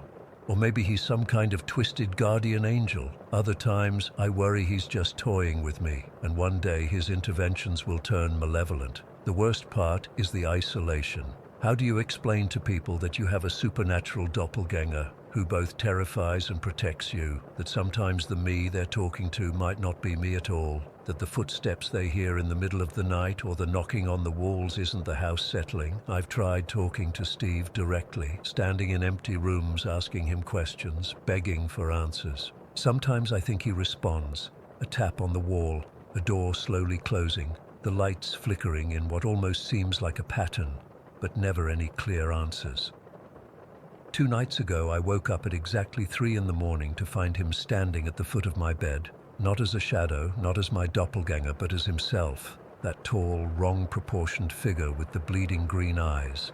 He just stared at me for what felt like hours, but was probably only seconds. Then he said in that distorted underwater voice, "Others coming, stay close," and vanished. I haven't slept properly since. What others? What's coming? Is he warning me about a danger or threatening me? I'm writing this all down because I need someone to know. I need some record of what's happening in case something happens to me, or in case I start behaving strangely. If you ever meet me and my eyes are too wide, showing too much white, that's not me. That's Steve. I don't know if he's good or evil or something in between. All I know is he's been with me my entire life, and I have a feeling he'll be with me until the day I die, maybe even beyond that. The tapping on my wall just started again. 3 taps. Pause. 3 taps. I think he knows I'm writing about him. Story 8. I never thought I'd be sharing this, but I need to tell someone who might understand. What happened in that house still makes my skin crawl, and I've never been able to fully explain it to anyone without them thinking I'm making it up or exaggerating. Last summer, just after I turned 16, my family moved to Blackwater Ridge. My dad got this job offer that paid way better than his old one, and my mom was excited about leaving our cramped apartment for an actual house with a yard. When we first went to look at the place, I remember thinking it was huge compared to where we'd been living. 4 bedrooms, a big kitchen, this massive living room with windows everywhere. For the price, it seemed too good to be true. During the walkthrough, I noticed the real estate agent kept steering us away from a door in the hallway. When my dad asked about it, she said it led to the basement, but the previous owners had locked it and misplaced the key. Dad thought it was weird, but figured we could deal with it after closing. Mom was so in love with the kitchen that she barely registered the conversation. We moved in about 2 weeks later. It was the middle of July, hot as hell, and we spent the whole day hauling boxes and furniture. By evening, we were all exhausted, but Dad remembered the basement door. He grabbed his bolt cutters from the garage and snapped that padlock right off. The basement lights didn't work, so we went down with flashlights. The smell hit me first. This musty, damp odor mixed with something else I couldn't place. Something burnt. The basement was mostly empty except for some shelves with old paint cans and a water heater in the corner. Then my flashlight beam caught something on the far wall. It was a pentagram, not some little scratched symbol, but a massive black circle with a star inside, painted directly onto the concrete. It must have been 5 feet across. The paint looked fresh somehow, like it was still wet, though when Dad touched it, his fingers came away dry. Next to it was an envelope taped to the wall. Mom pulled it down and opened it while Dad and I stared at the pentagram. Inside was a handwritten letter. I'll never forget what it said. To whoever finds this, I'm sorry. I was practicing things I shouldn't have. I opened something I couldn't close. The house isn't safe anymore. I had to leave. Don't stay here. It was signed Rebecca with no last name. My mom laughed nervously and said, "Well, that's dramatic." Dad crumpled up the note and tossed it aside, saying it was probably some teenager trying to scare people. My little sister hadn't come down with us, and I was grateful for that. She was only 9 and would have had nightmares for weeks. That night, I had trouble sleeping. Our new house made all these unfamiliar noises. Creaking floorboards, pipes knocking, the hum of the refrigerator. But something else kept me awake, a feeling of being watched. I told myself it was just new house jitters. The next day, Dad went to the hardware store and came back with white paint to cover the pentagram. It took 3 coats before it stopped showing through. He joked that whoever painted it must have used industrial-grade stuff. For about a week, things were normal. We unpacked, arranged furniture, and started to settle in. Then one morning, Mum called Dad downstairs. The pentagram was visible again, not as clear as before, but definitely there, like a dark stain seeping through the white paint. Dad repainted it, muttering about cheap paint and porous concrete. 3 days later, it was back. That's when the other stuff started happening. It began with small things. I'd come home from summer orientation at my new school and find all the kitchen cabinets open, even though no one had been home. Mom thought Dad had done it. Dad thought it was me or my sister. My sister, Lily, thought it was funny and blamed our new dog Max, which was obviously impossible. Then came the footsteps. We'd hear them at night, not the normal creaks of a settling house, but distinct footsteps running down the hallway upstairs when we were all in the living room, or the sound of someone walking heavily in the attic, even though the attic access was sealed shut. The giggling was what really got to me, high-pitched, childlike laughter coming from empty rooms. The first time I heard it, I thought Lily had friends over. I checked her room, but she was alone, playing with her tablet with headphones on. The sound came again from the bathroom, but when I checked, no one was there. Pictures started falling off walls for no reason. Not just sliding off nails, they'd literally fly across the room like someone had thrown them. Mom got hit in the back with a framed family photo while cooking dinner. The glass shattered and she needed 3 stitches. After about a month of this, my parents were at their breaking point. Mom wasn't sleeping. Dad was drinking more than usual. Lily had started sleeping in their room because she said the shadows in her closet had faces. Even Max was acting weird, barking at empty corners and refusing to go near the basement door. Finally, Mom called her friend from her old church, who recommended a priest. Dad wasn't religious at all and thought it was stupid, but he was desperate enough to agree. Father Michael came on a Tuesday afternoon. This is the part that still freaks me out the most. Father Michael had never been to our house before.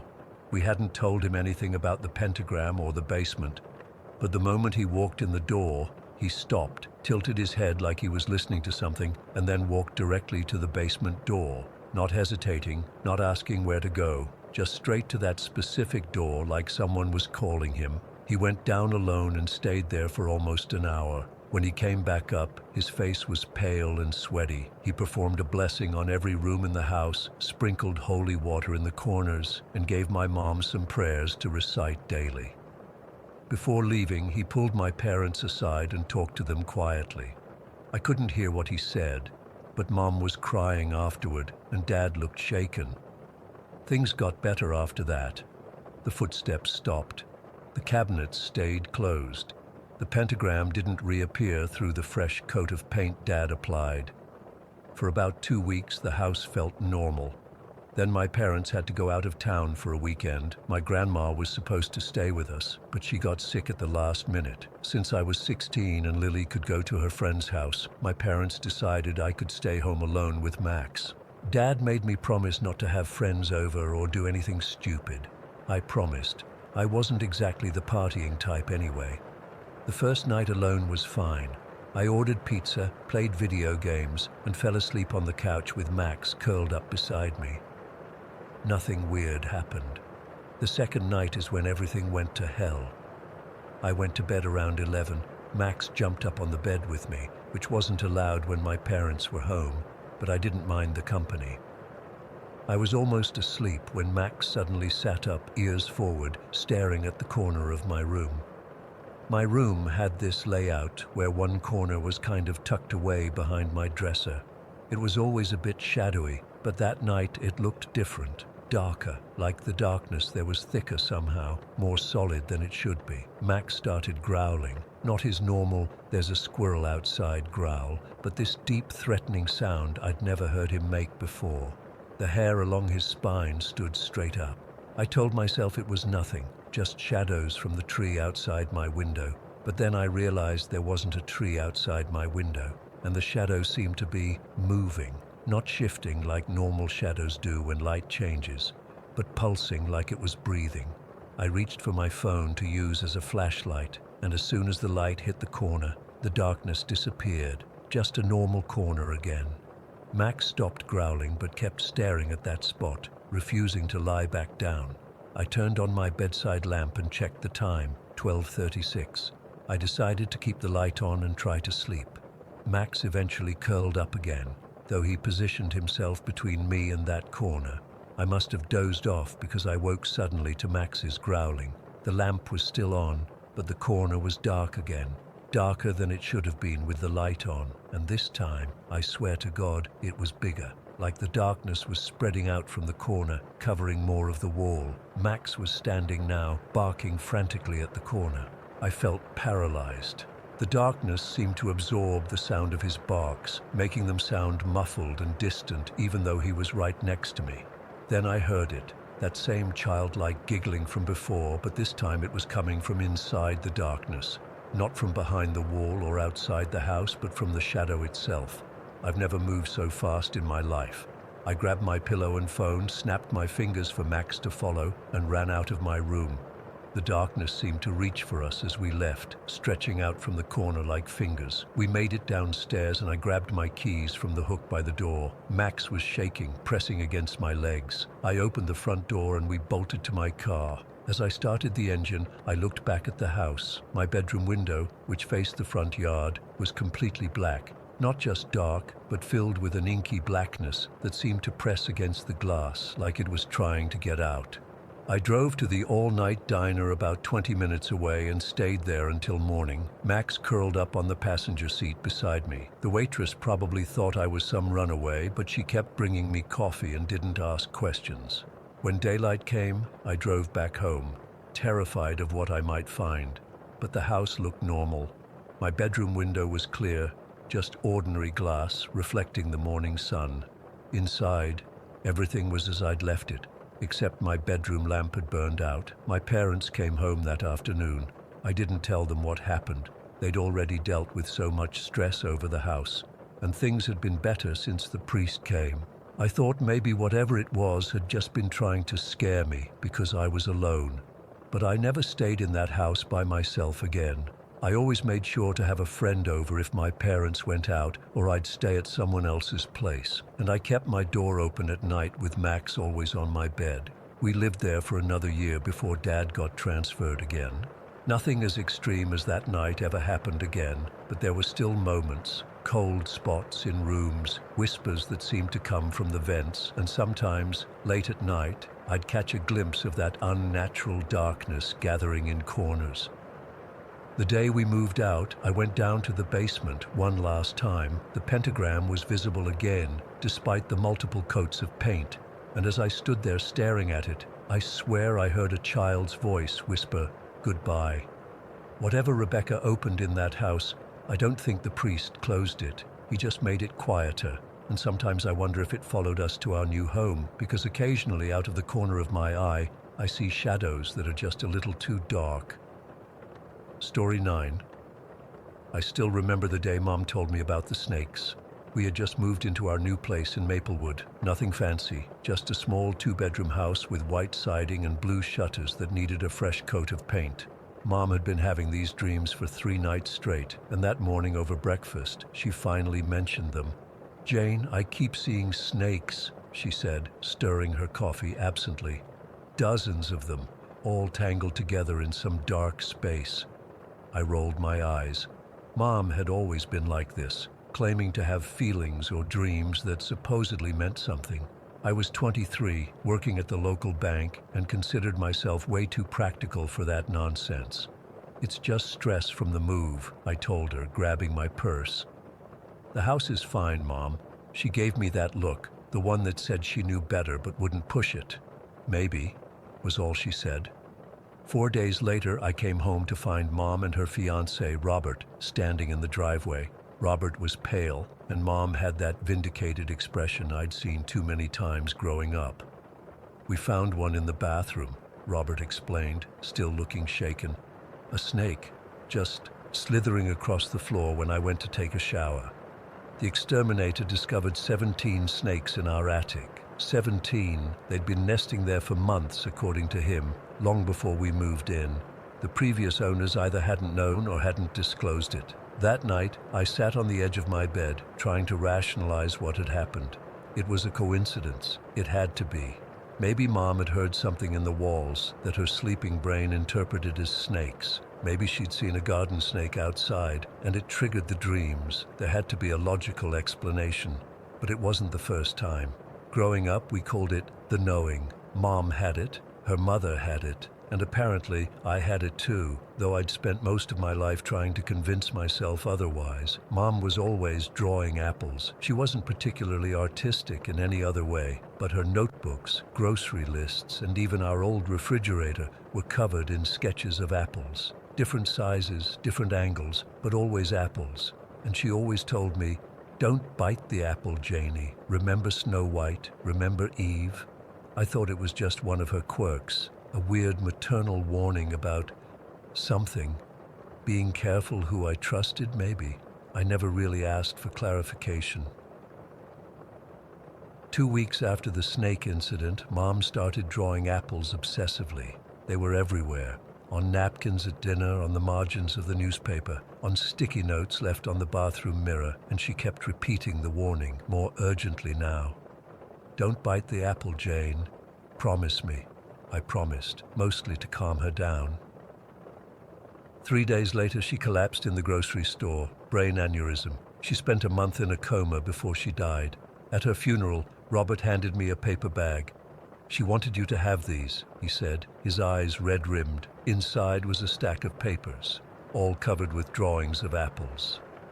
Looking back now, I realized she wasn't warning me about an actual apple. She was warning me about her own death. The apple, the forbidden fruit, the thing that brings death into the world. She knew something was wrong inside her head. She knew she was going to die. But that's not what keeps me up at night.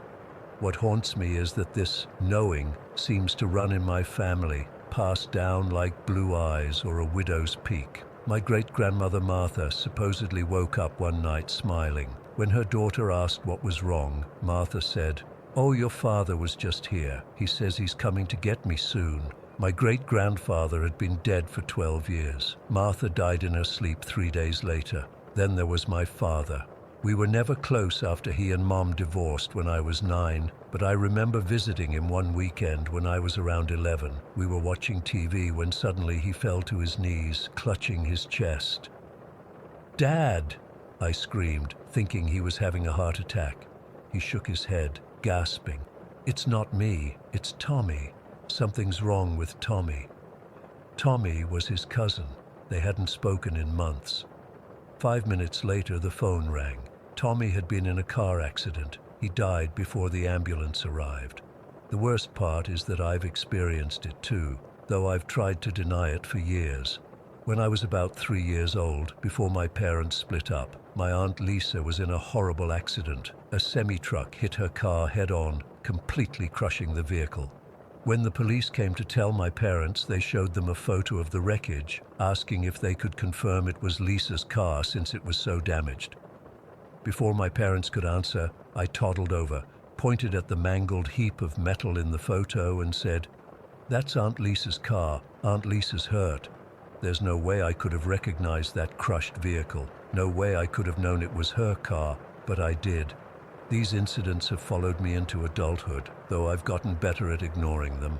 Like the time I canceled my flight at the last minute because I couldn't shake the feeling of falling, of screaming, of metal tearing apart. The plane landed safely and I felt like an idiot, until 2 weeks later when the same aircraft model operated by the same airline crashed on a different route. Or the time I woke up in the middle of the night, convinced I smelled smoke.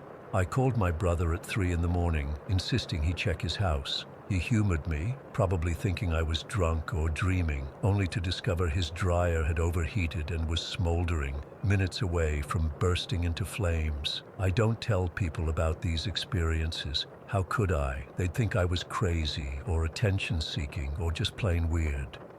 Sometimes I manage to convince myself it's all selective memory. I only remember the coincidences that seem supernatural and forget all the times my feelings led nowhere. But then something happens that I can't explain away, and the cycle starts again.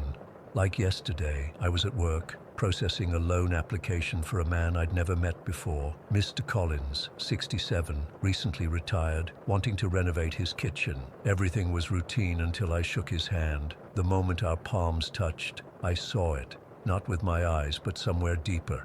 A hospital room, machines beeping, the smell of antiseptic. Mr. Collins, much thinner, lying in a bed with tubes snaking from his arms. I pulled my hand away quickly, hoping he hadn't noticed my reaction.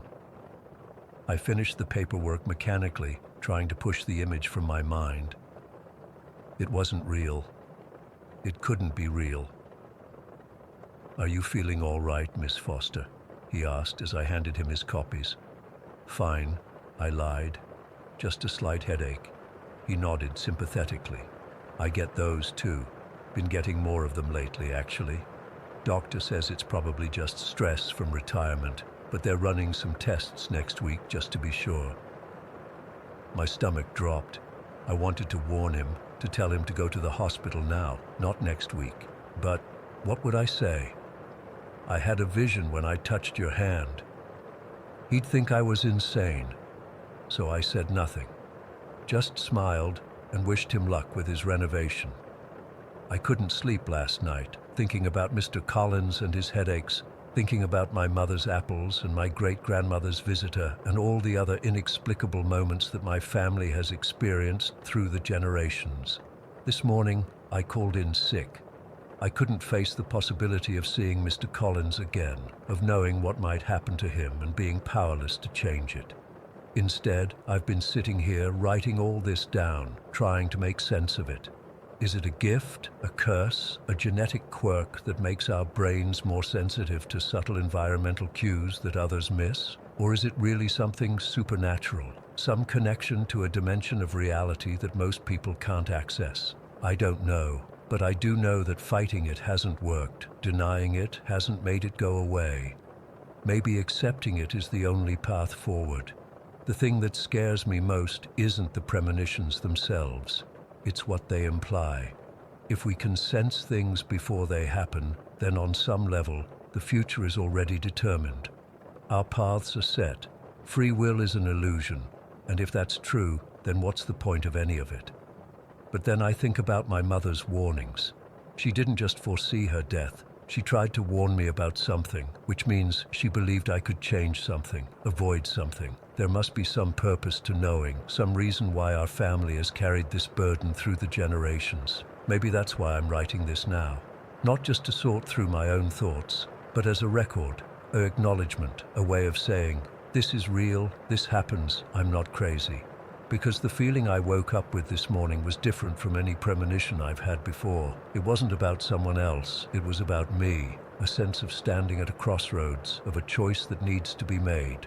And for the first time in my life, I'm not running from it. I don't know what's coming. I don't know what choice I'll have to make, but I know it's approaching, as certain as the sunrise. And this time, I'll be ready, or at least, I hope I will, because whatever's coming feels bigger than snakes in the attic or cancelled flights or even a relative's accident. It feels like the reason I have this ability in the first place, the moment it's all been leading to. And the strangest thing, I'm not afraid anymore, just waiting. Story 10. I've never really told this story to many people. I mean, who would believe it? Even now, typing this out, my hands are shaking a little. It happened back in the summer of '87, and I still can't explain it. My cousin Ellie and I experienced something on that reservation road that defies any logical explanation.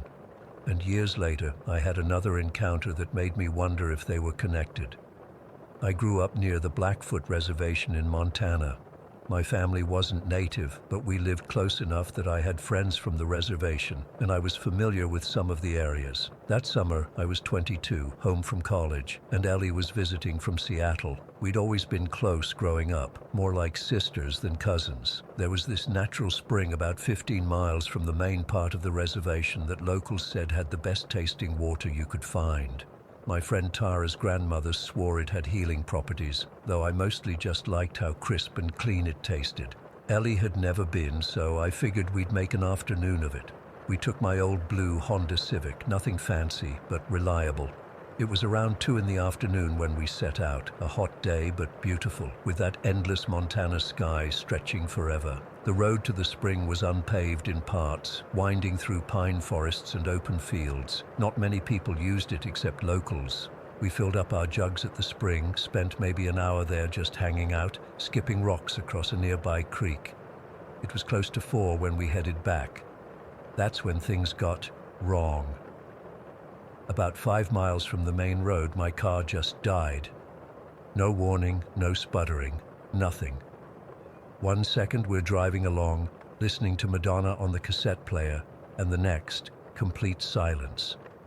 I tried turning the key a few times, but nothing happened, not even a click. Battery? Ellie suggested, but I just had it checked the week before. We popped the hood anyway and looked. Though neither of us knew much about cars, everything seemed normal. This was before cell phones, obviously. We were stuck in the middle of nowhere with no way to call for help. The main road was too far to walk all the way back to town, but if we could get to it, maybe someone would drive by and stop. Let's start walking, I said. We'll come back for the car later. We grabbed our purses and the water we'd collected, locked the car, and started walking down the dirt road. It was hot, and the road seemed to stretch forever through the pines and brush. We'd been walking maybe 20 minutes when Ellie stopped suddenly. "Becca," she said, grabbing my arm. "Look." About 100 yards ahead was a car, a blue Honda Civic. My blue Honda Civic, that can't be, I stammered. We approached cautiously. Same license plate, same bumper sticker from my college, same little scratch on the driver's side door where I'd scraped against a mailbox last year. It was my car, no question. "This is impossible," I whispered. "We just left it back there." We peered through the windows. My sunglasses were on the dashboard exactly where I'd left them. Ellie's jacket was in the back seat. The water jugs were in the trunk. I tried the door, locked, just as we'd left it. I pulled out my keys with shaking hands and unlocked it. Everything was exactly as we'd left it. The keys worked. But how could the car be here when we just walked away from it? "Maybe we got turned around somehow," Ellie suggested, but we both knew that was impossible. The road was straight here, no forks or turns we could have missed. We decided to keep walking.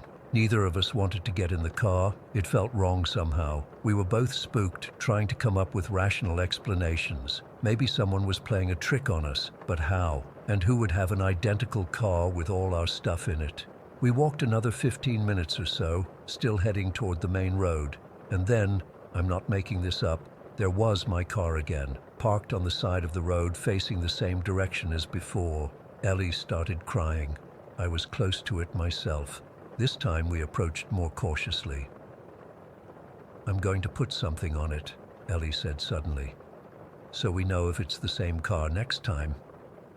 She picked up a broken branch, about 2 feet long, and placed it carefully on the hood of the car. We both stared at it for a long moment, as if expecting it to disappear before our eyes. It didn't. We kept walking, faster now. Both of us were freaking out, trying not to show it. We talked about everything from wormholes to hallucinations to some kind of shared psychosis. None of it made sense. 20 minutes later, there was the car again. My heart nearly stopped. We approached it, and I already knew what we'd find. The stick wasn't there. "This isn't happening," Ellie kept saying, over and over. "This isn't happening." I was beyond terrified at this point. It felt like we were trapped in some kind of loop, doomed to walk past my car for eternity. I remember thinking about my parents, wondering if they'd ever know what happened to us, or if we'd just vanish like people sometimes did on the reservation. There were stories. We stood there, staring at the car, neither of us wanting to touch it.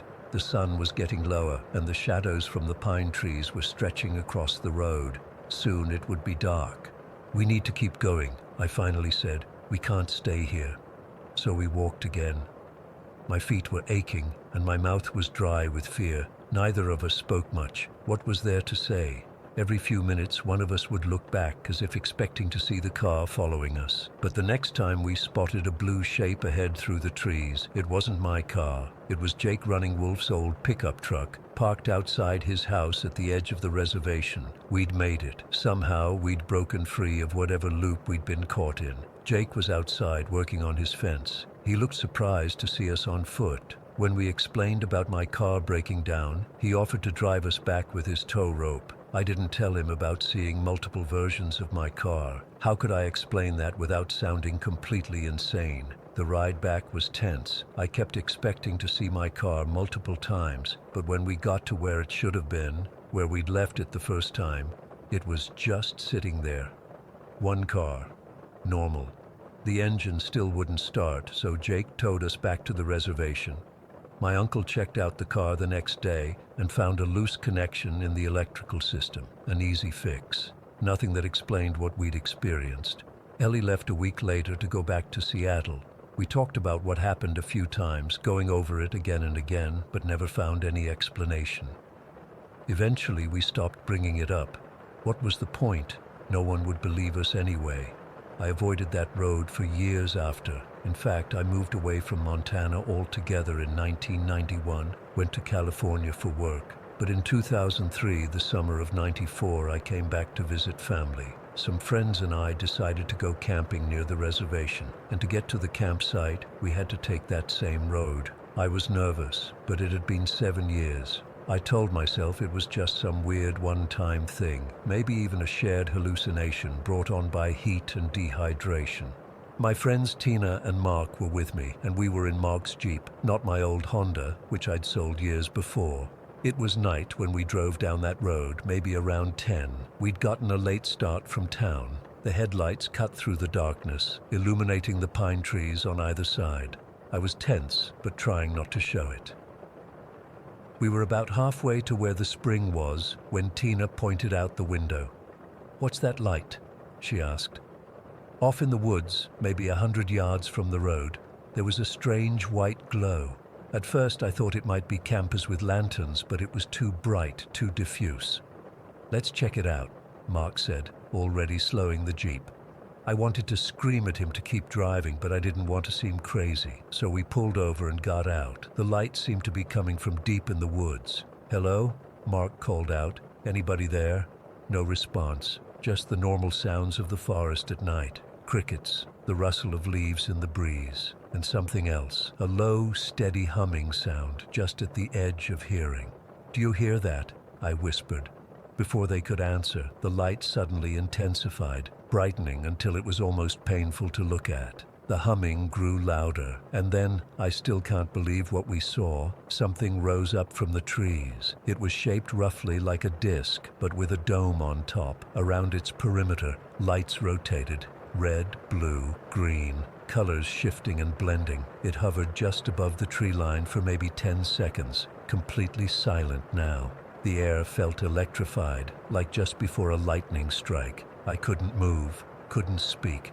Then it shot upwards so fast it was just a blur, accelerated horizontally toward the horizon and vanished in seconds. No sound, no sonic boom, nothing.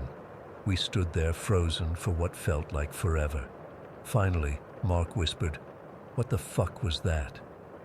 We spent the rest of the night debating what we'd seen, a military aircraft, some kind of weird atmospheric phenomenon. But I knew somehow that it was connected to what had happened with the car, the same stretch of road, the same impossible reality. I've never gone back to that road. I don't plan to. Sometimes I wonder if there's something about that place, a thin spot between worlds, or some kind of energy vortex like those New Age people talk about. Or maybe it's something specific to the reservation land, something from the old stories that Tara's grandmother used to tell. All I know is that reality broke twice for me on that same stretch of road, and I still don't have an explanation. The image of my car appearing again and again, and that craft rising silently from the trees, they haunt my dreams sometimes. I've tried to research similar phenomena, but nothing quite matches what we experienced. I wonder if anyone else has encountered anything like this. I wonder if I'll ever understand what happened to us that day. Story 11.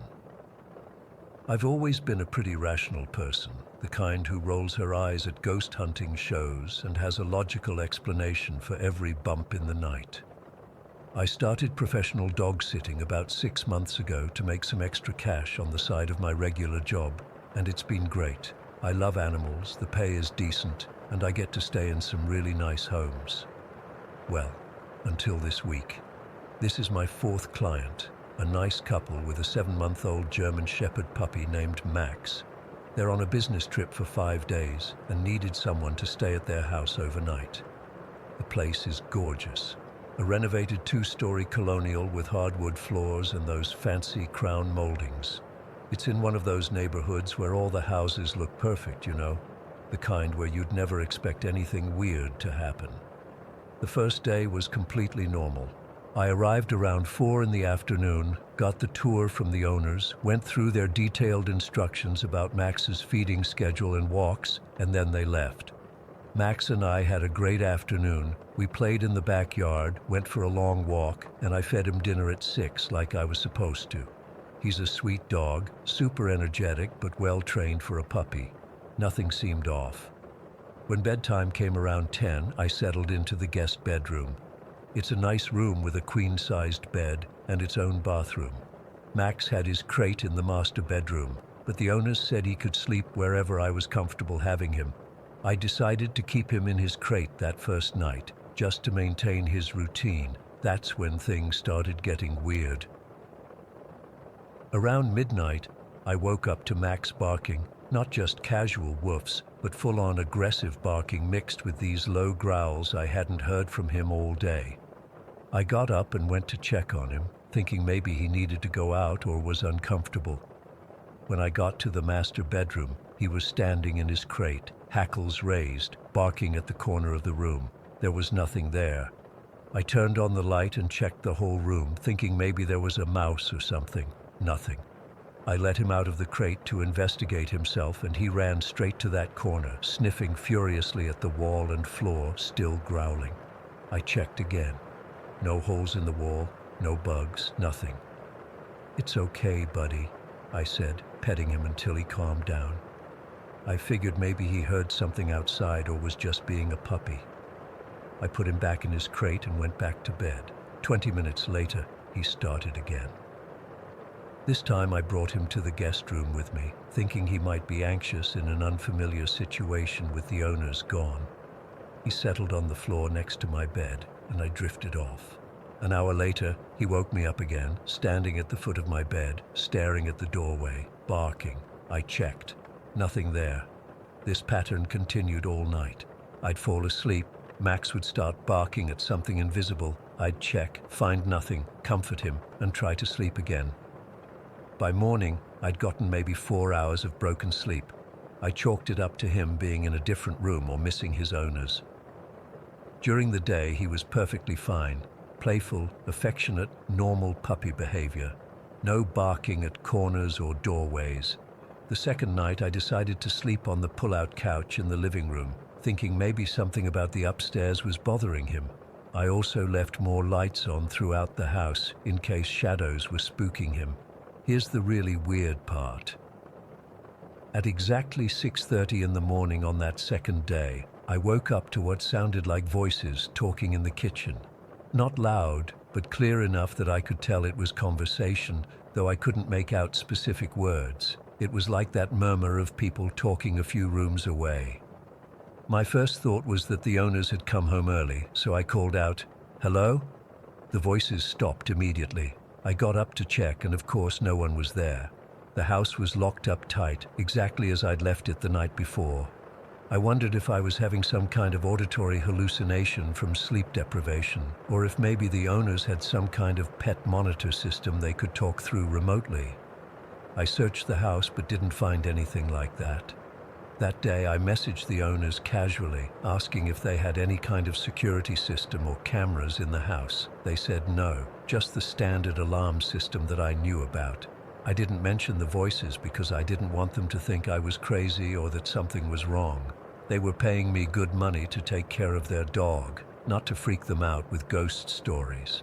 The second night was worse. I stuck with the pull-out couch and kept even more lights on. Max seemed more on edge from the start. Around 11, I started hearing these little clicking noises, like someone tapping their fingernails on a hard surface. They seemed to be coming from different parts of the house. First the kitchen, then the foyer, then upstairs. I tried to ignore them, telling myself it was just the house settling. Then came the shuffling sounds from the second-floor walkway, like someone dragging their feet slowly across the hardwood. Max heard it too. He'd perk up his ears and stare at the ceiling, occasionally giving a low growl. I kept telling myself it was nothing, but I couldn't shake the feeling that someone was up there. The taps from the kitchen started around 2 in the morning. Tap, tap, tap, pause, tap, tap, tap. It was rhythmic, almost intentional.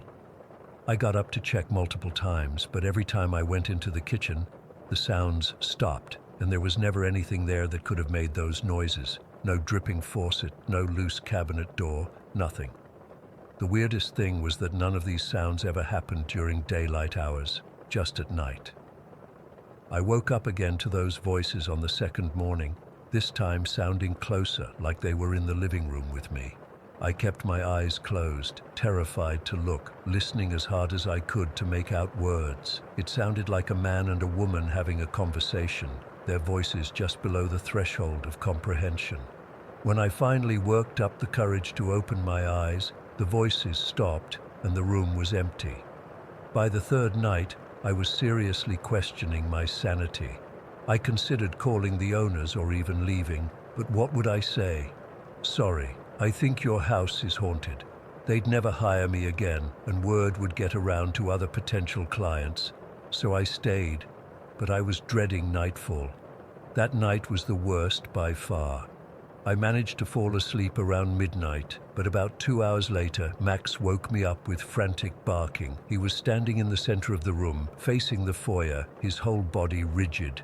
Then he did something that sent chills down my spine. He ran toward whatever he was barking at. This was unusual because in previous nights he'd bark but stay close to me, as if afraid to approach whatever he was seeing. I called him back, and he returned reluctantly, still staring at the foyer. I couldn't see anything there, but the air felt different, heavier somehow, colder. I pulled the blanket tighter around myself and kept the lights on all night. Throughout the night, I kept hearing this tapping noise, always in sets of 3. Tap, tap, tap. Pause. Tap, tap, tap. I remembered reading somewhere that demonic entities often communicate in 3s to mock the Holy Trinity. I'm not even religious, but that thought kept me wide awake. Around 7:30 that morning, something happened that I still can't explain.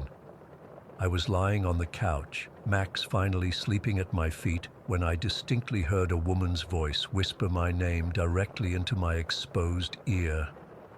Emma. Clear as day, like someone was leaning over me. I felt the breath on my ear. I shot up so fast I startled Max awake. There was no one there. I checked every room in the house, looked out all the windows, checked the doors. Everything was locked and secure. I was completely alone in that house except for Max. Last night was the 4th night, and I was in such a state that I couldn't even attempt to sleep. I just sat on the couch with all the lights on, jumping at every creak and tap. Max stayed close to me, occasionally growling at empty spaces. I kept seeing movement in my peripheral vision, shadows passing doorways, shapes moving just out of sight. Every time I'd turn to look directly, there would be nothing there. The owners are coming back tomorrow afternoon, and I can't wait to get out of this place. I haven't told them anything because, honestly, what would I say? I think your beautiful home is haunted. They'd think I was trying to scam them or that I'm just plain crazy, but I'm not crazy. Something is in this house. I've never believed in ghosts or anything supernatural before, but I can't explain what's been happening here. The way Max reacts to things I can't see, the voices, the tapping, the whisper of my name, it's all too specific, too consistent to be my imagination. Right now it's 4 in the morning, and I'm sitting in my car in their driveway with Max. I couldn't stay in that house another minute after hearing what sounded like footsteps coming down the stairs. I told myself I was just going to take Max for an early morning walk, but really, I needed to get out. I'm typing this on my phone because I need to tell someone, anyone, what's happening. I don't know what to do. The owners will be back in about 12 hours, and I just need to make it until then. Wait. Max is staring at the house now, growling. I don't want to look, but I can't help it. There's a light on in the upstairs window that I definitely turned off before we left. I'm sure of it, and I think I can see a silhouette standing there looking down at us. I'm starting the car now. We're going to sit at the coffee shop that opens at 5 until the owners come home. I don't care if I have to make up an excuse. I'm never going back into that house alone again. Story 12. I've never told this story to anyone outside my family because I know how it sounds, but I swear on everything I love that what I'm about to share is true. I was just 6, maybe 7 years old when it happened, but the memory is burned into my brain like it was yesterday. We lived in Pinewood back then, a little town where not much happened. Our house wasn't anything special, just a small 3-bedroom place with creaky floors and those old-fashioned wallpapers with the tiny flower patterns. Money was tight after my dad left, so my mom and I shared a bedroom. It wasn't ideal, but that's how things were.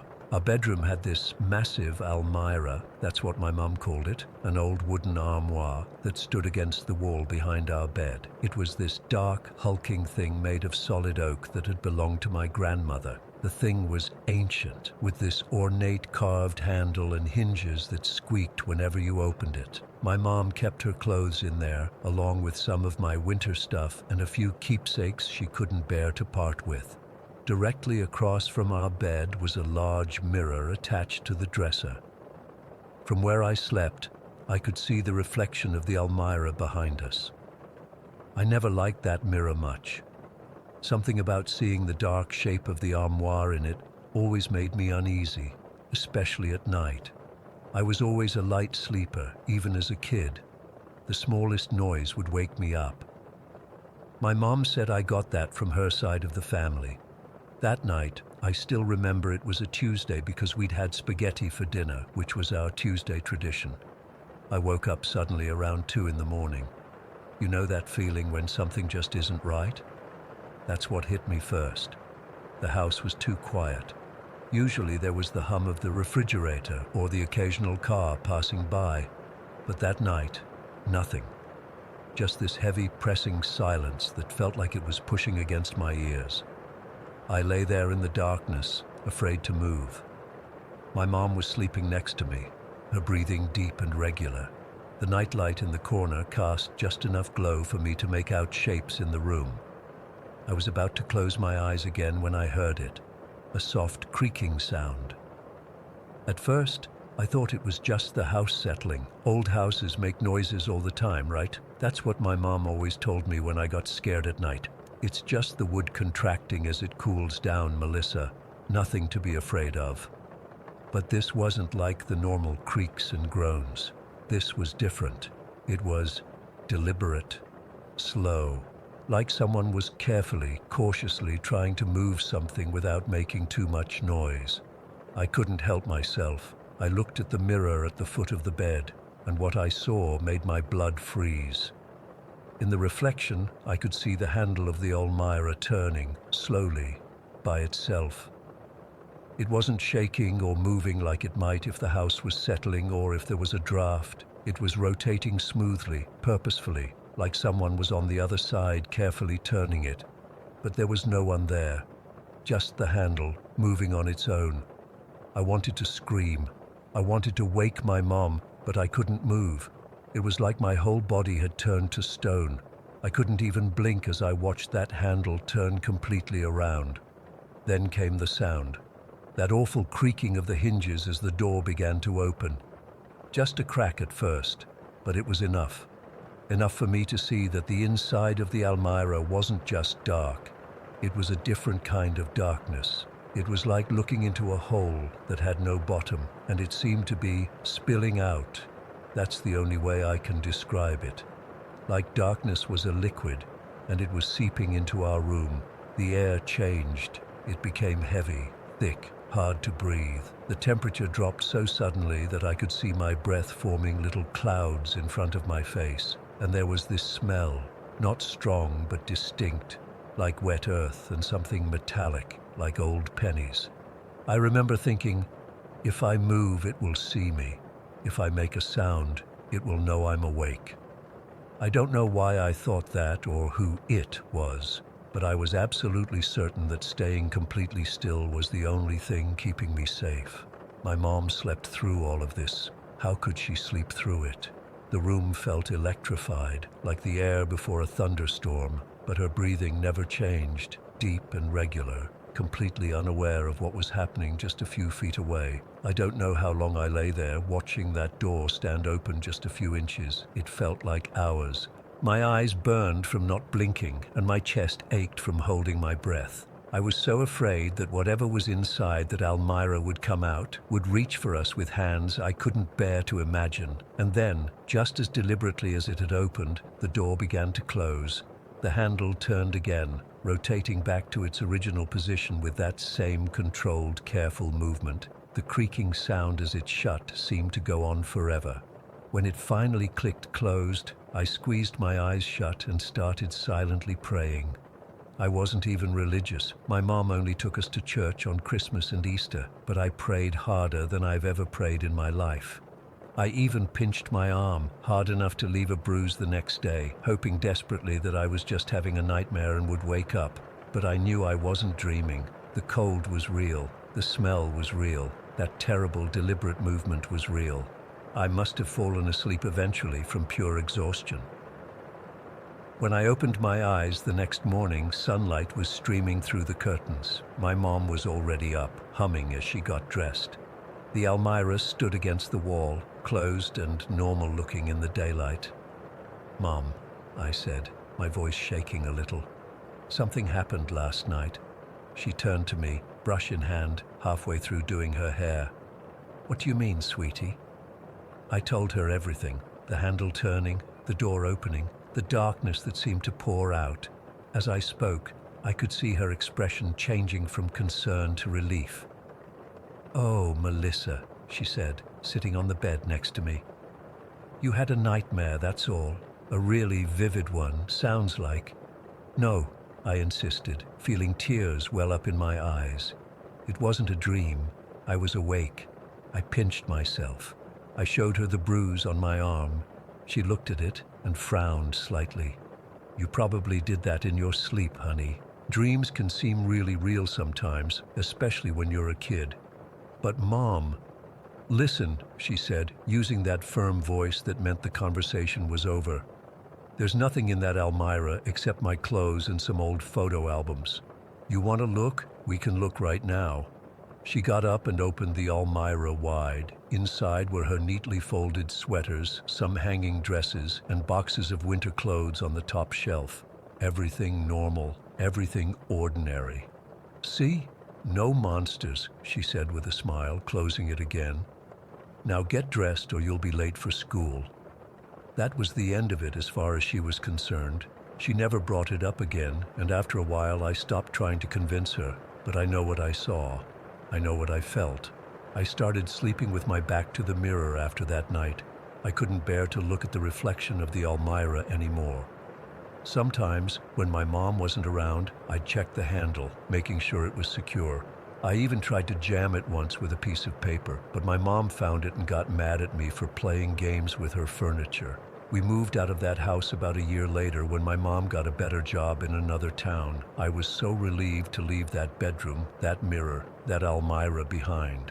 My mom wanted to take the Almira with us. It was an heirloom after all, but somehow during the move, one of the movers dropped it and it split right down the middle.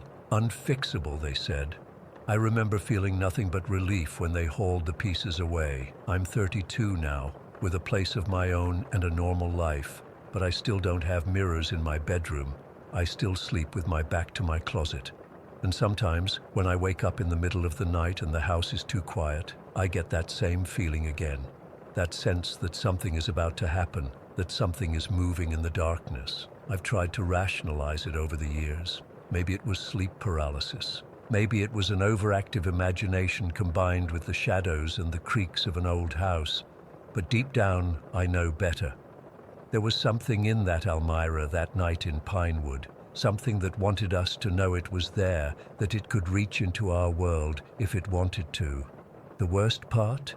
Sometimes I wonder if it followed us when we moved, not in the Almira, that was destroyed, but maybe it didn't need the furniture. Maybe it just needed me to see it that one time, to acknowledge its existence, to fear it, because even now, all these years later, I sometimes wake up at exactly 2 in the morning, the room ice cold with that same smell of earth and metal in the air, and the terrible certainty that I'm not alone. To this day, I can't explain what happened in that bedroom in Pinewood, but I know it was real, and I know that whatever opened that Almira that night wasn't human. It wasn't even of this world, and sometimes, in my darkest moments, I wonder if it's still watching me, waiting for the right moment to fully emerge from whatever darkness it calls home. Story 13. It's been 2 months since I started working at the Cellar Cafe in Willowbrook. I needed some extra cash while finishing my degree, and the tips are decent for a small town. The place has character. It's in a renovated basement of this old Victorian building from the 1800s, all exposed brick and wooden beams. Tourists love it. The locals call it a hidden gem. But lately, I've been calling it something else entirely. I've always considered myself a healthy skeptic. Ghost stories, paranormal stuff. I enjoyed them but never really believed. I'm the guy who looks for the rational explanation, the scientific reason behind the unexplainable. But what's been happening at work, and now at home, I can't explain it away anymore, and it's getting worse. It started about 3 weeks into the job. I was closing up alone, wiping down tables after the evening rush. The cafe was silent, except for the hum of the refrigerators. Then I saw him for the first time, just a flash in my peripheral vision. A man in a plaid shirt, hunched over in the far corner booth. When I turned to look directly, there was nobody there. I figured my eyes were playing tricks after a long shift, but then it happened again, 2 days later. Same corner, same hunched figure. This time when I turned, I swear I could see the outline of someone for a split second before it faded. I blinked, and it was gone. I told myself it was just the weird lighting in the place. We use these Edison bulbs that cast strange shadows. Then last week I was restocking napkins when I heard the distinct sound of silverware sliding across a table. I turned around to see a fork moving in a perfect circle on table 7. Not rolling, sliding flat like someone was dragging it with their finger. There was nobody there, no open windows. We don't even have windows being underground. No vents nearby, nothing that could explain it. I stood frozen, watching this fork complete a perfect circle before it stopped. When I told my manager Lisa, she just gave me this look. You too, huh? Apparently, I wasn't the first to notice weird things. Other employees had stories, whispers in their ears when nobody was around, the coffee grinder turning on by itself, shadow figures in doorways. Lisa has worked here for 12 years and says the place has always had its quirks. That's putting it mildly. The bathroom is the worst part. We have 2 small restrooms down a narrow hallway past the kitchen. The left one is fine, normal, but the right one, I hate going near it. 3 times now, I've seen something, peeking around the door frame at me. It has a face, but not quite right. It's too thin, stretched out, like someone took a normal face and pulled it vertically. The eyes are too far apart, and it's tall, really tall, like it has to stoop to look out the doorway. Yesterday, I was mopping near that bathroom when I glanced up and saw those eyes watching me from the darkness inside. I dropped the mop and backed away. The thing pulled back, disappearing into the pitch black of the unlit bathroom. I went to check with my phone flashlight, hands shaking so bad I could barely hold it straight. Nothing was there, but the air was ice cold and I swear I could hear breathing that wasn't mine. There's a storage closet next to that bathroom that we keep locked sometimes, and it's always when I'm alone or the last one there. There's banging from inside, not like something fell over, like someone is pounding on the door from the inside. It's rhythmic, deliberate. Bang, bang, bang. Always for exactly 10 seconds, then it stops. I've unlocked it immediately after, and there's never anyone inside. Just shelves of supplies and this old metal cabinet that supposedly came with the building. I'm not the only one experiencing this. Emma, who works mornings, says she constantly feels like someone is watching her from behind the espresso machine. Tyler, our weekend guy, quit last month after he swears someone whispered his full name, including his middle name that nobody at work knew, directly into his ear while he was counting the register. What's really freaking me out is that whatever is in the cafe seems to have followed me home.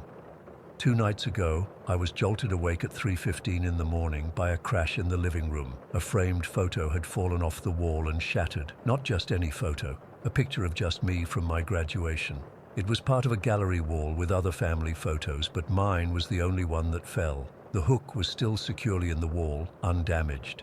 Then yesterday afternoon, broad daylight, I was reaching under my bed for a shoe when I saw a face peer out from the other side, then quickly pull back underneath. A distorted face with that same unnaturally long neck. I screamed and jumped back, then forced myself to look under the bed with my phone flashlight.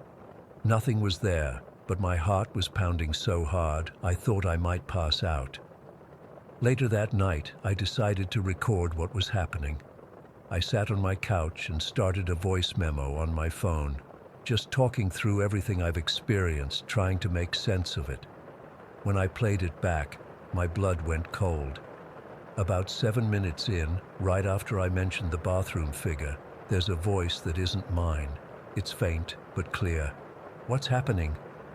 Then there's a scraping sound, like a metal pan being dragged across stone, followed by what sounds exactly like fingernails scratching across my ceiling. I was alone in my apartment.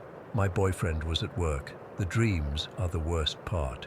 3 times now, I've woken up in the middle of the night to my bed shaking violently. Not like an earthquake, like something is grabbing the frame and deliberately rattling it. Then I see it standing at the foot of my bed. It's tall, easily 7 feet, with pale, almost translucent skin, no clothes, impossibly thin limbs, that stretched out face. It stares at me for a few seconds, then leaps toward my bedroom door with this unnatural, jerky movement. That's when I actually wake up, drenched in sweat, heart racing. Except last night, my boyfriend Marco woke up screaming from the same dream. He described the exact same entity, down to the way it moves, and he's never heard me describe my dreams in detail. He's now refusing to sleep in our bedroom. This morning, I arrived at work early to open. As I was turning on the lights in the main cafe area, I noticed all the chairs at table 7, my section, had been arranged in a perfect circle, facing inward. I know for a fact they were pushed in normally when we closed last night. I have it on video because I've started recording the cafe at closing time, trying to catch something on camera. As I was fixing the chairs, I noticed something carved into the wooden tabletop that I swear wasn't there before. It looked like a name, William, with a date beneath it, 1896. I ran my fingers over it, and it felt worn and old, like it had been there for decades, not freshly carved. I went to the office to check the employee records on Lisa's desk. She keeps this old binder with articles about the building's history that she shows to new hires during orientation. I found a newspaper clipping from 1937 about renovations to the building. It mentioned that the basement, now our cafe, was originally used as a small workshop by the town's coffin maker William Thorne in the late 1800s. There was a small photo of him standing in front of the building, wearing a plaid shirt. I nearly dropped the binder. The man I've been seeing in the corner is wearing the same distinct plaid pattern, but that doesn't explain the stretched face entity, or why it's followed me home. What connection do I have to this place that the others don't? Why is it fixated on me? As I'm writing this, I'm on my break, hiding in the alley behind the cafe. I don't want to go back inside, but my shift doesn't end for another 4 hours. The door to the alley keeps creaking open slightly, then closing again, like someone's checking if I'm still here. I've tried sage, prayers, telling it firmly to leave me alone. All the things the internet suggests, nothing helps. It's getting more aggressive, more physical. This morning, while I was alone in the stockroom, something grabbed my ankle hard enough to leave marks. I felt cold fingers wrap around my leg and squeeze. The storage closet started banging again while I was getting cups earlier. 10 seconds, just like always, bang, bang, bang. But this time, when it stopped, I heard a voice from inside whisper, "James," my name. No one else was around to hear it. I don't know what to do. I can't quit. I need this job to pay rent. Moving isn't an option financially right now. Marco is talking about staying with his sister if it happens again, and I don't blame him. Whatever is in that cafe has attached itself to me somehow. I feel it watching me constantly now, even in places that should feel safe. Last night I was in the shower and saw that stretched out face pressed against the foggy glass, just staring. When I blinked, it was gone. I'm going to try to find more information about the building's history after work today. There has to be more to this than a coffin maker's workshop. Something happened here, something terrible, and I think it's trying to make me understand. Or maybe it just wants company. The break room door just slammed shut on its own. I have to go back in. My phone battery is at 3% anyway. If anyone has experienced anything like this or knows what I should do, please help. I don't think I can take much more of this. Story 14. I never thought I'd experience something paranormal, let alone share it online. But what happened that night in my house in Evergreen Bay still gives me goosebumps when I think about it. I've been carrying this story for years now, and maybe writing it down will help me make sense of it. It all started when I was in elementary school. My mom came home one day with two kittens she'd adopted from the local shelter. One was this scraggly little runt named Rascal, who the shelter was planning to put down because nobody wanted him. He was honestly pretty ugly. Patchy fur, one ear that never stood upright, and these weird yellow-green eyes. The other was Julian, this gorgeous Siamese with soft gray and white fur and the most striking blue eyes I've ever seen. Rascal immediately made himself at home. Within hours, he was running around the house like he owned it, climbing the curtains and knocking things off shelves. He took a special liking to me, following me everywhere and sleeping on my pillow at night. Julian was different, though. He was scared of everything and wouldn't come out from behind the couch when we brought him home. I remember sitting for hours with Julian that first night on our enclosed front porch, just talking softly to him and letting him know it was okay. I was maybe 9 or 10 at the time, and I felt so important being trusted with helping him adjust. Eventually, he crept out and sniffed my hand, and I felt like I'd accomplished something huge. That night, he slept under my bed instead of hiding in the living room. As the years went on, Julian formed his own special bonds with my family. He loved my sister and would sleep curled up against her every night. With my mum, he had this weird game where he'd fetch pencil-top erasers. You know those little pink things you put on the end of a pencil? He'd bring them to her and drop them at her feet, then wait for her to throw them so he could chase after them. It was the cutest thing. One of Julian's strangest habits was with our dog, a golden retriever named Sunny. He would walk up to Sunny, sniff her ear really intently for about 10 seconds, and then just fall over, like dramatically collapse onto his side. It happened every time he sniffed her ear. We never figured out why, but it made us laugh so hard. My dad recorded it once, and we must have watched that video 100 times. High school was busy for me. I was involved in drama club and spent most evenings at rehearsal for whatever musical we were putting on. I didn't have as much time for the pets anymore, but Julian was mostly my sister's cat by then anyway. Rascal still slept with me most nights, though sometimes he'd wander off to do whatever cats do at night. Then came that horrible morning during my junior year. I was getting ready for school when I heard my sister screaming from her bedroom. It was this awful, gut-wrenching scream that made my stomach drop.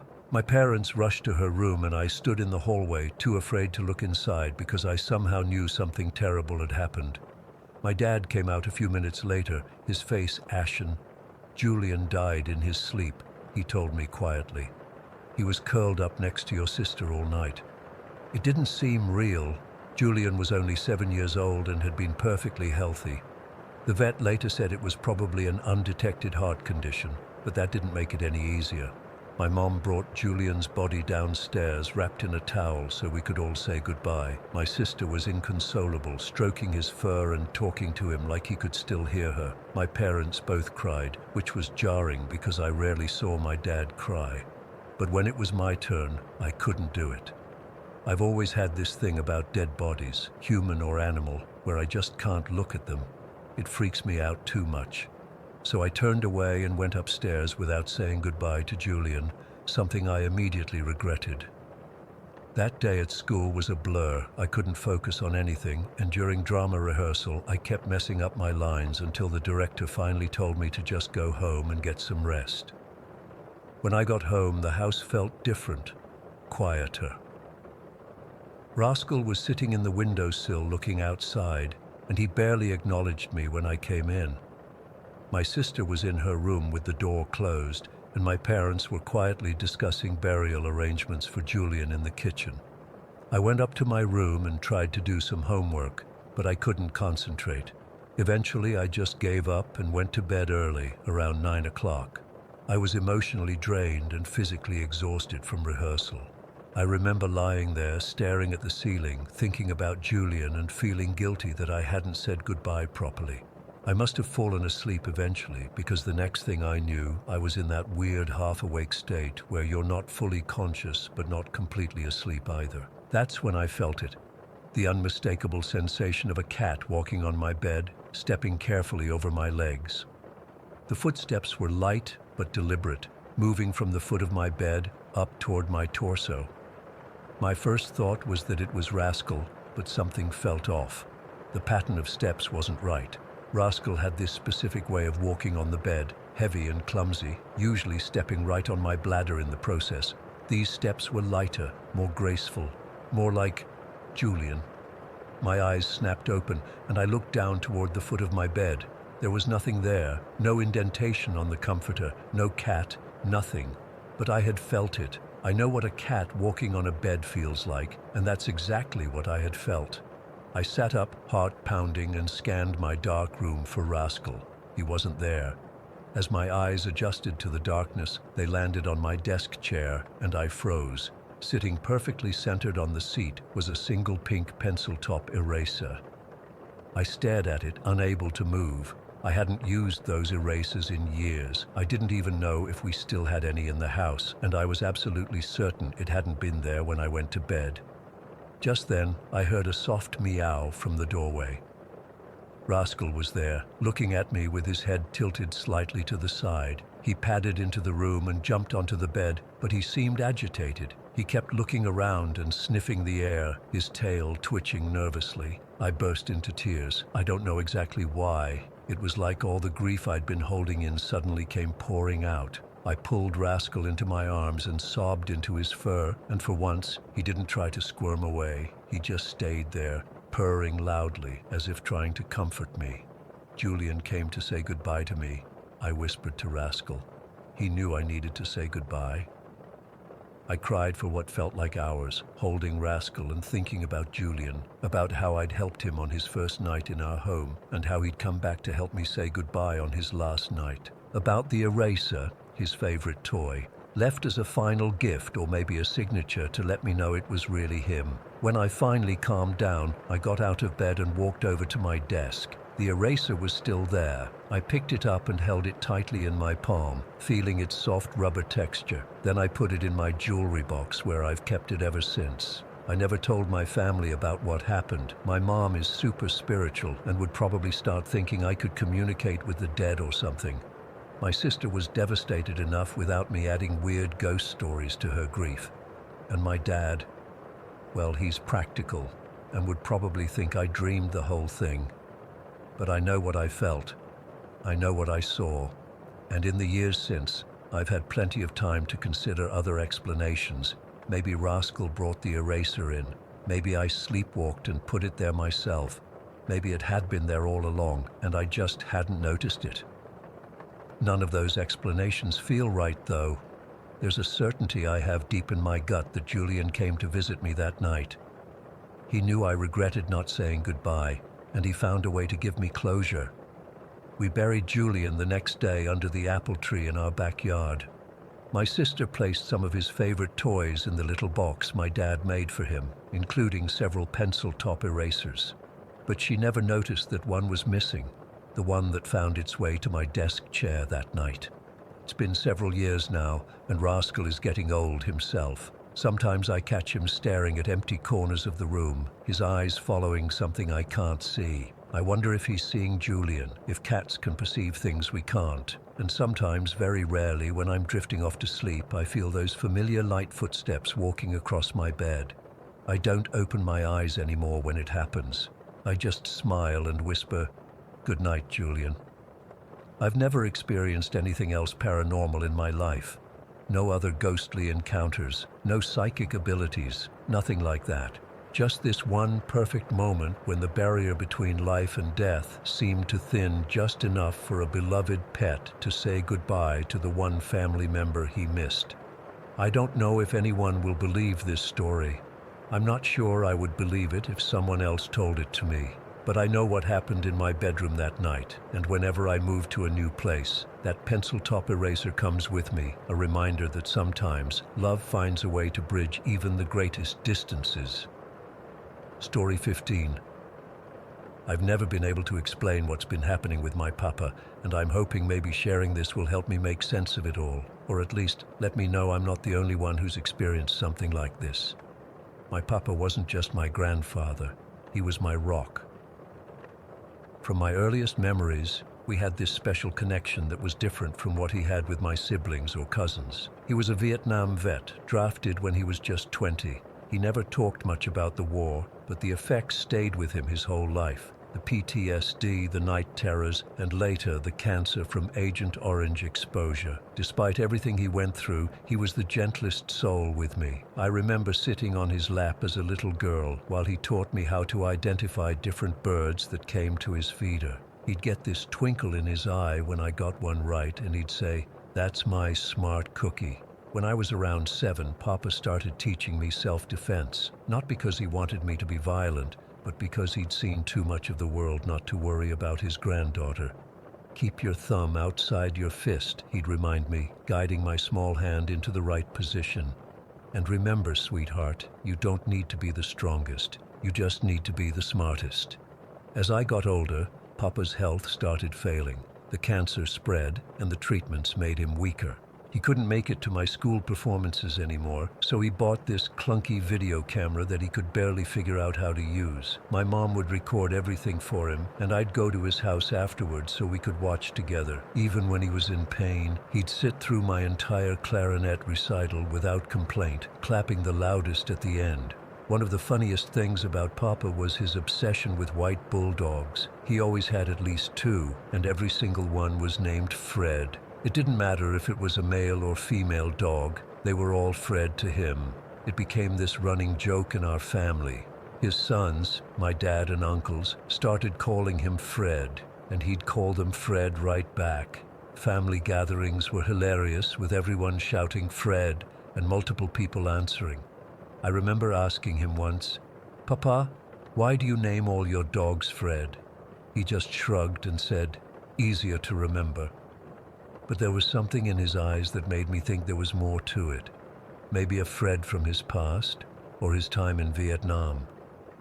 I never pushed it, though. When I was 18, Papa's condition took a sudden turn for the worse. He was admitted to the VA hospital, and my mom told me not to come, that it was better to remember him as he was. I was devastated, but listened to her. That night, I lay in my bedroom crying, feeling guilty for not fighting harder to see him one last time. And then something happened that I've never been able to explain. I was facing the wall, tears soaking my pillow, when I felt this strange sensation like someone was in the room. I rolled over, and there was Papa, standing at the foot of my bed. Not the frail, sick Papa from the hospital, but how he looked when I was little. Strong, standing tall, with that familiar half smile. I was frozen, couldn't speak, couldn't even breathe. He looked so real, not transparent or ghostly like in movies. He was just there. "Do you think I'd leave without saying goodbye?" he said, his voice exactly how I remembered it. Before I could answer, the phone rang. I heard my mom answer it downstairs, and then her sob.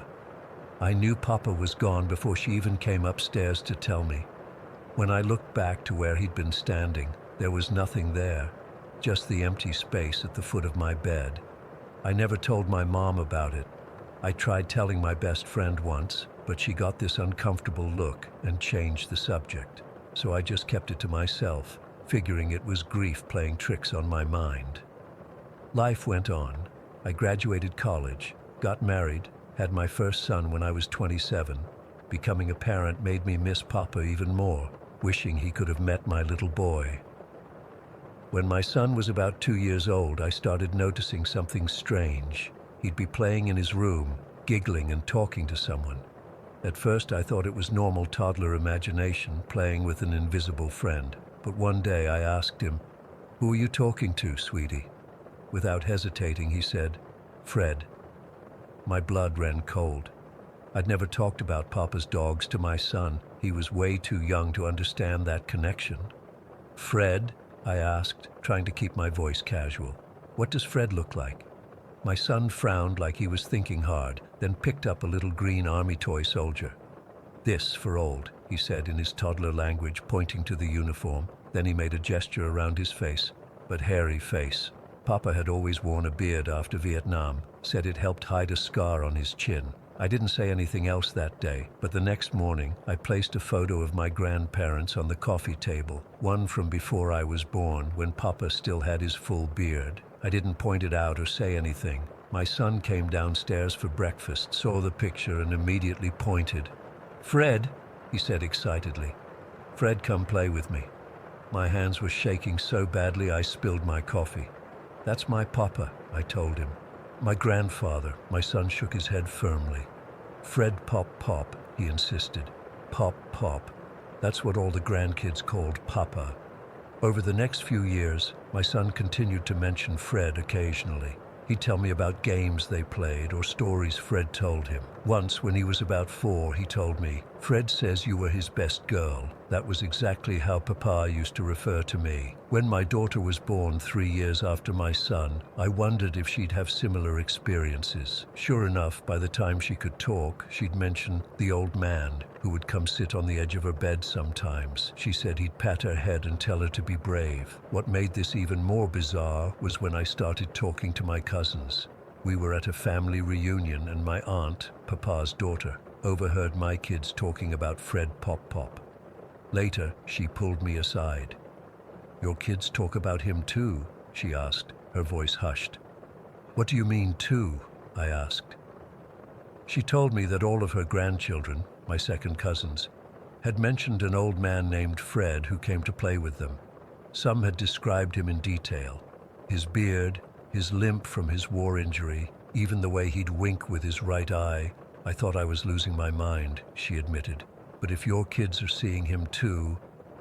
We started comparing notes, and the timeline was eerie. Papa seemed to be making rounds. My cousins in California would mention a visit from Fred, and then a week later, my kids in Ohio would start talking about him. It was like he was checking in on all of his descendants, one household at a time. The most vivid encounter happened just last year. I woke up around 3 in the morning with that same feeling I'd had the night Papa died, like someone was in the room. I opened my eyes and saw him standing in the doorway of my bedroom. Again, he looked healthy, strong, like the Papa from my childhood. He didn't say anything this time, just gave me that half smile and a small nod. Then he turned and walked down the hallway toward my kids' rooms. I heard their doors open and close softly. I was paralyzed with a mixture of fear and comfort. Part of me wanted to get up and follow him, but another part was afraid of what I'd find, or not find, so I just lay there, listening to the house settle. In the morning, my daughter mentioned at breakfast, "Fred Pop Pop checked on me last night. He said he has to go see cousin Emma now." Emma is my cousin's daughter in Pennsylvania. I hadn't even told my daughter that Emma existed. They'd never met. On a hunch, I called my cousin that afternoon. "Has Emma mentioned anything unusual lately?" I asked, trying to sound casual. There was a pause on the line. "Actually, yes," my cousin said slowly. "She woke up this morning talking about her great-grandpa Fred visiting her. Said he told her he'd just come from seeing her cousins. We've been documenting these occurrences for a few years now. Between all the extended family, there have been over 30 separate incidents involving 14 different children in 6 states. Always Papa, always calling himself Fred to the kids who never knew him in life. I've tried to find logical explanations. Maybe the older kids are influencing the younger ones with stories. Maybe we're all just desperate to keep Papa's memory alive, but that doesn't explain how my son knew about Papa's beard before ever seeing a picture, or how the kids know to call him Fred when that was just a family joke about his dogs. Yesterday, I was going through some old boxes and found Papa's discharge papers from the army. I'd never looked at them closely before. There, under nickname known as, was written Fred, not his given name, which was Gerald. Somehow Papa had been Fred all along, and none of us knew it, except the grandkids who never met him. Sometimes I catch a whiff of his aftershave when I'm home alone, or I'll hear the floorboards creak in the hallway at night, the same rhythm as his limping walk. I've never felt threatened by these experiences, just watched over, protected. I still don't know what to make of all this. Is Papa really visiting his family from beyond? Is this all just an elaborate coincidence fueled by grief and family stories? All I know is that in life, Papa was fiercely devoted to his family, and whatever is happening now, it feels like that devotion hasn't stopped. I guess some bonds really do transcend death, and sometimes when I'm sitting alone in the quiet house after the kids are in bed, I swear I can hear him whisper, "That's my smart cookie." And for just a moment, I'm 7 years old again, safe in my Papa's arms.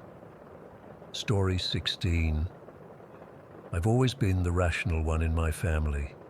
Seriously, I've spent 24 years rolling my eyes at ghost stories and changing the channel when those paranormal witness shows come on.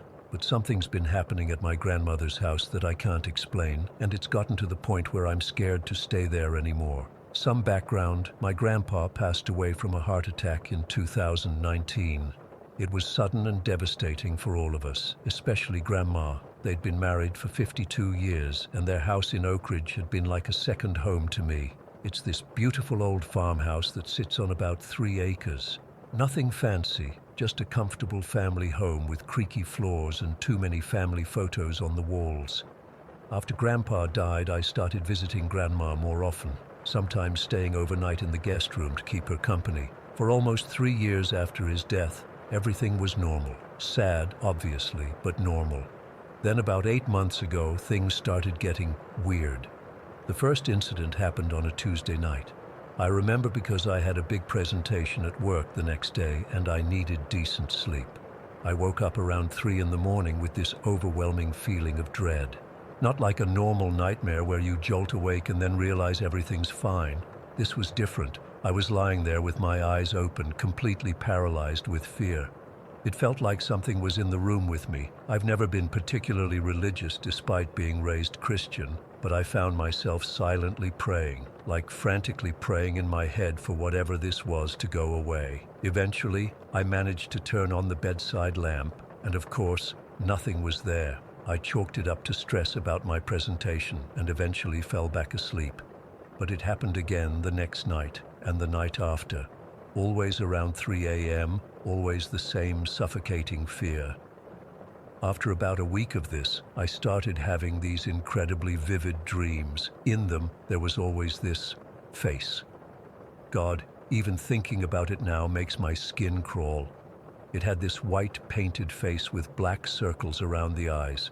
Not like a clown exactly, more like some kind of ritual mask. The face would just hover there watching me, and I'd feel my pillow slowly being pulled out from under my head. I'd wake up gasping for air, and my pillow would actually be on the floor beside the bed. I told myself I was just thrashing around in my sleep. Stress can do weird things to you, right? But then the physical stuff started happening. Grandma has this big artificial plant in the hallway outside the guest room. One afternoon I was alone in the house while Grandma was at her weekly bridge game.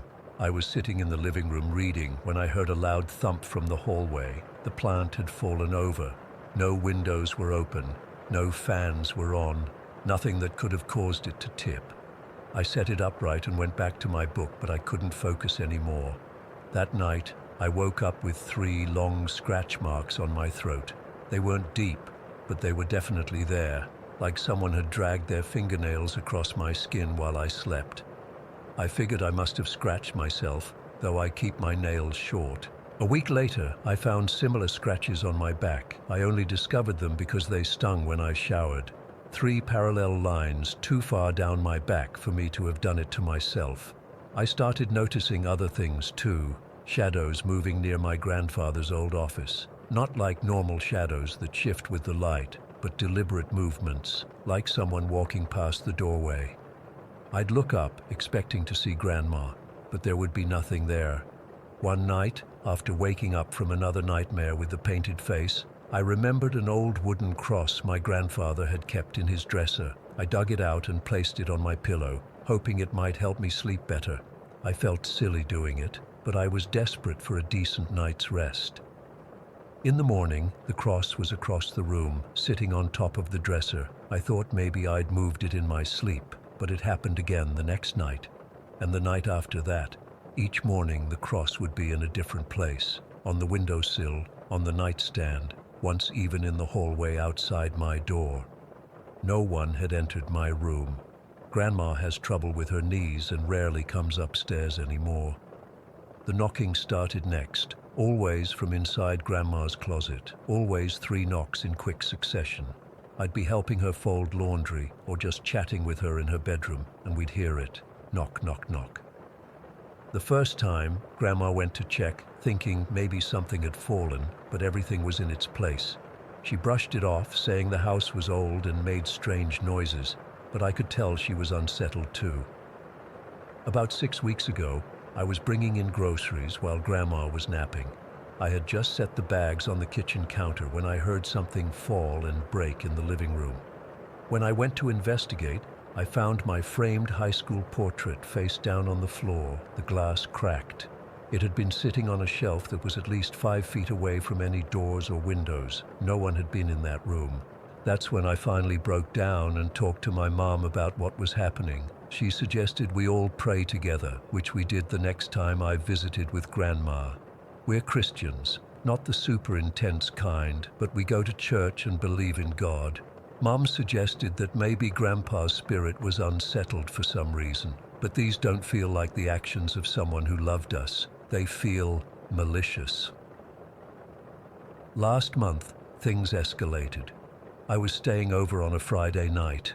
Grandma had gone to bed early, and I was in the guest room trying to read, but I kept hearing footsteps in the hallway, heavy footsteps like a man wearing boots. My grandpa always wore slippers in the house. I tried to ignore it, but then my bedroom door slowly swung open. Just a few inches, then it stopped. I called out, thinking maybe Grandma had gotten up, but no one answered. I got up and checked the hallway. Empty. I checked on Grandma, sound asleep.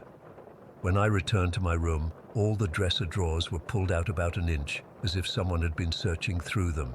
I pushed them closed and wedged a chair under my doorknob before getting back into bed. I didn't sleep at all that night. Every time I started to drift off, I'd hear whispering, not clear enough to make out words, just a constant, urgent murmuring. In the morning, I found a handprint on the bathroom mirror, much larger than mine or Grandma's. When I showed Grandma, she got really quiet and said, "Your grandfather had big hands." But the handprint was bigger than even my grandpa's hands had been, and it was wrong somehow. The fingers were too long, the palm too narrow. I haven't told Grandma about most of what's been happening. She's 79 and has enough to deal with without me scaring her with ghost stories. But last week she mentioned that she's been having trouble sleeping too. She said she keeps hearing someone walking around the house at night, and twice she's found the back door unlocked in the morning, even though she's certain she locked it before bed. 2 nights ago was the worst yet. I'd stayed over because Grandma wasn't feeling well, and I wanted to be there in case she needed anything during the night. Around 2:30 in the morning, I woke up to the sound of something scraping against the wall, slow, deliberate scraping, like someone dragging their nails down the wallpaper. I turned on my phone's flashlight and saw something that still makes me sick to think about. There were words being scratched into the wall across from my bed. Not by anything visible. The wallpaper was just tearing, 1 letter at a time. By the time it stopped, 3 words were clearly visible. Mine, not yours. I took a picture to show my mom, but when I looked at it the next morning, the wall was completely intact.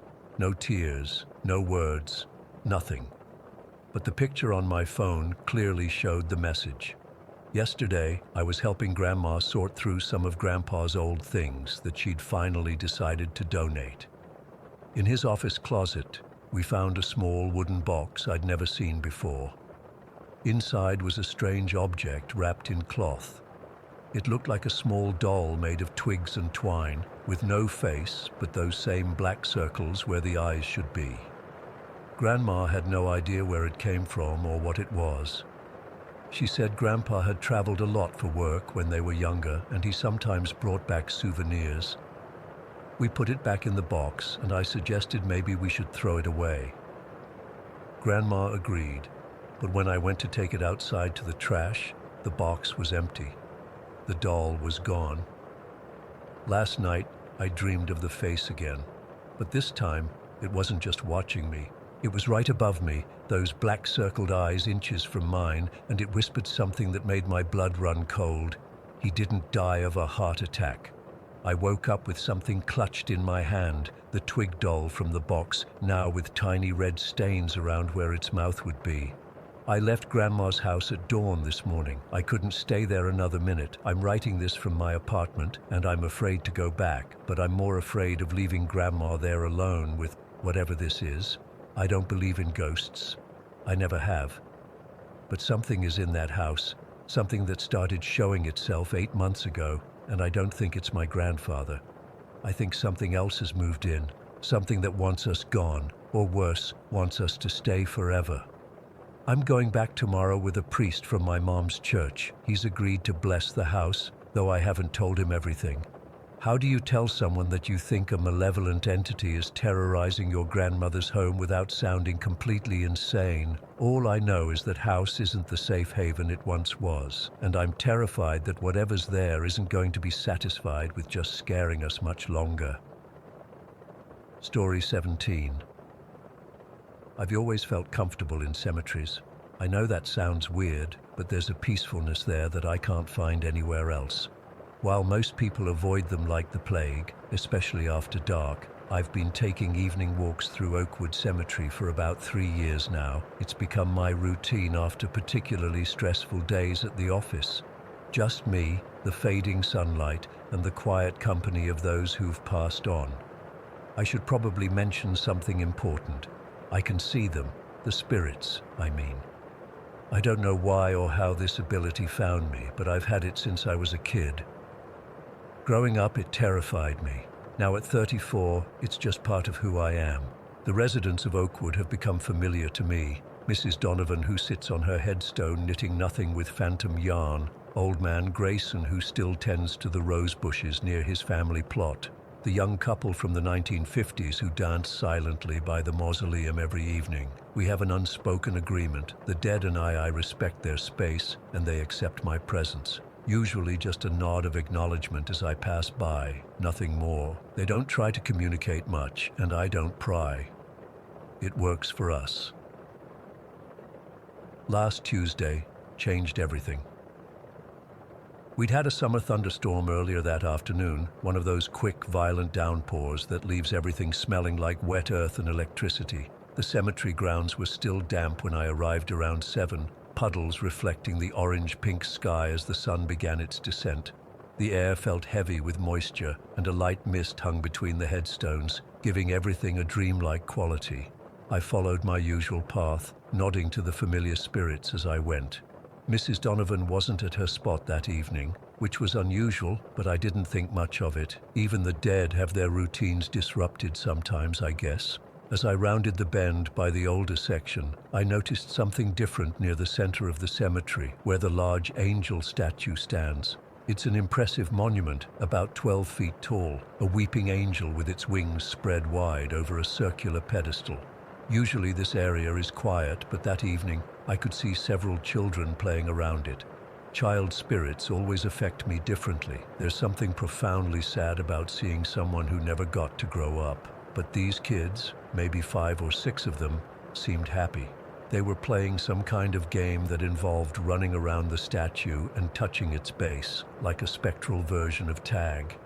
Their laughter didn't make a sound, of course, but I could see the joy in their movements, the way they chased each other with abandoned glee. I stopped to watch them for a moment, leaning against a nearby oak tree. That's when I noticed him, a boy standing apart from the group, maybe 10 or 11 years old, just observing the others play. He wasn't participating, just standing there with his hands in his pockets, watching with such longing that it made my chest ache. He wore short pants and a button-up shirt that looked like something from the 1950s or 60s, and his hair was neatly combed to one side. Even among the dead, it seems, there are the included and the excluded. I don't usually interfere with the spirit's business, but something about this boy's isolation bothered me. Before I could think better of it, I was walking toward him. He noticed me approaching and seemed surprised that I was looking directly at him. Many living people walk through cemeteries without the faintest idea of who's watching them. "Hey there," I said quietly, not wanting to disturb the other children's game. "My name's Thomas." The boy studied me with intelligent eyes that seemed too old for his face. After a moment of consideration, he replied, "I'm Mitchell Higgins." His voice had that strange quality that spirit voices have, like it was coming from inside my own head rather than through my ears. "Not playing with the others today?" I asked, trying to sound casual. Mitchell shrugged, and I noticed something I hadn't seen from a distance. There were marks on his face and hands. Burns by the look of them. Unlike the physical injuries of the living, spirit injuries don't heal or change. They're frozen in time, just like everything else about them. "They don't want me to play with them," he said matter-of-factly. "That doesn't seem fair. Should I talk to them for you?" I offered, immediately feeling foolish. What was I going to do? Scold a bunch of dead children about inclusion? Mitchell's face darkened. "No, they never play with me. It's okay." I glanced at the other children and realized they all bore similar marks, burns of varying severity visible on their exposed skin. They were all dressed in their Sunday best, the kind of clothes kids hate wearing but parents insist on for special occasions, or funerals. "Do you come here often?" Mitchell asked, changing the subject. "Almost every evening," I replied. "I like the quiet." "It's not always quiet," he said, looking back at the other children. "Not when they're playing." I nodded, unsure what to say next. This was the longest conversation I'd ever had with one of the cemetery residents. Usually, our interactions were limited to nods and maybe a word or two of greeting. "How long have you been here, Mitchell?" I asked, immediately regretting the question. It seemed insensitive somehow, but Mitchell didn't seem bothered.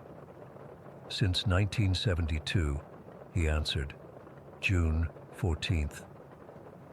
Something about the precision of his answer sent a chill down my spine, despite the warm evening air. The dead always remember the date they died. It's etched into them more permanently than the dates carved on their headstones.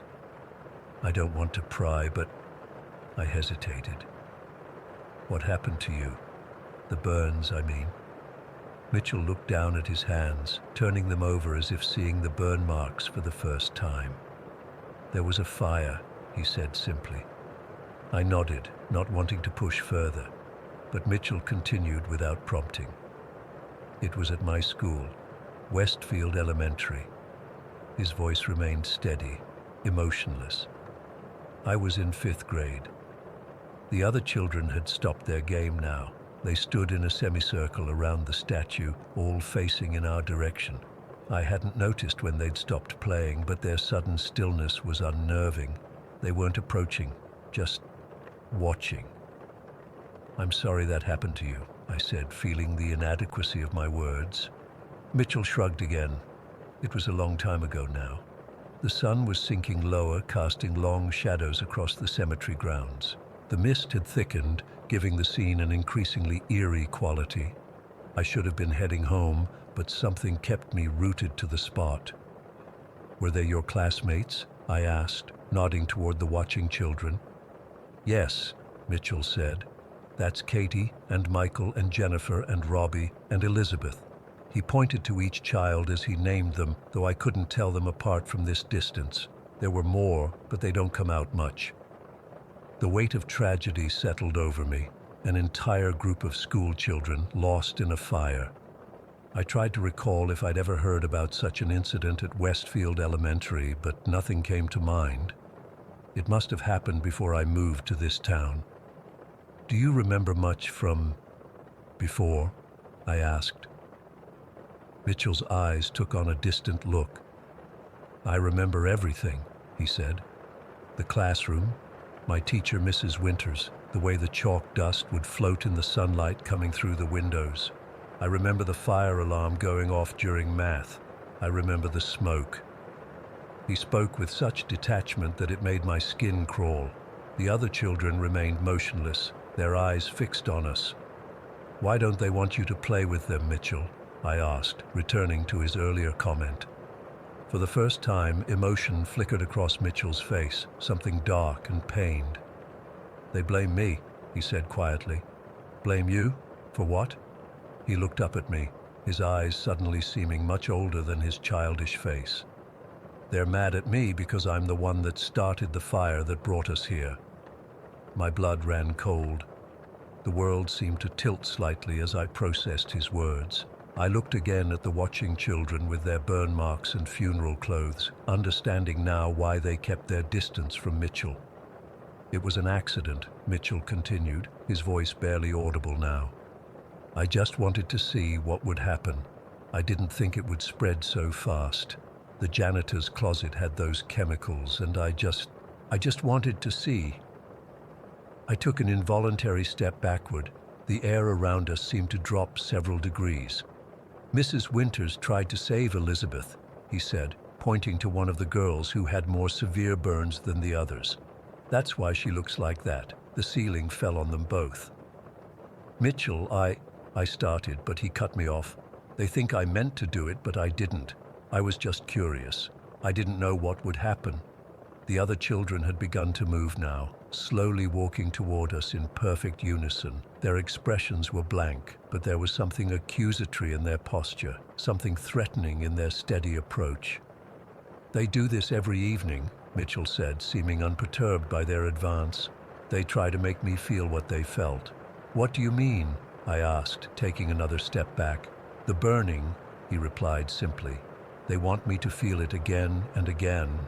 The children were moving faster now, closing the distance between us with unnatural speed. I could see their injuries more clearly. Blistered skin, charred clothes, one boy missing part of his face entirely. You should go now, Mitchell said, still calm. They don't like when I talk to the living. They think I don't deserve any comfort. I wanted to run, but something kept me there a moment longer. Is that why you were alone when I approached you? They were punishing you?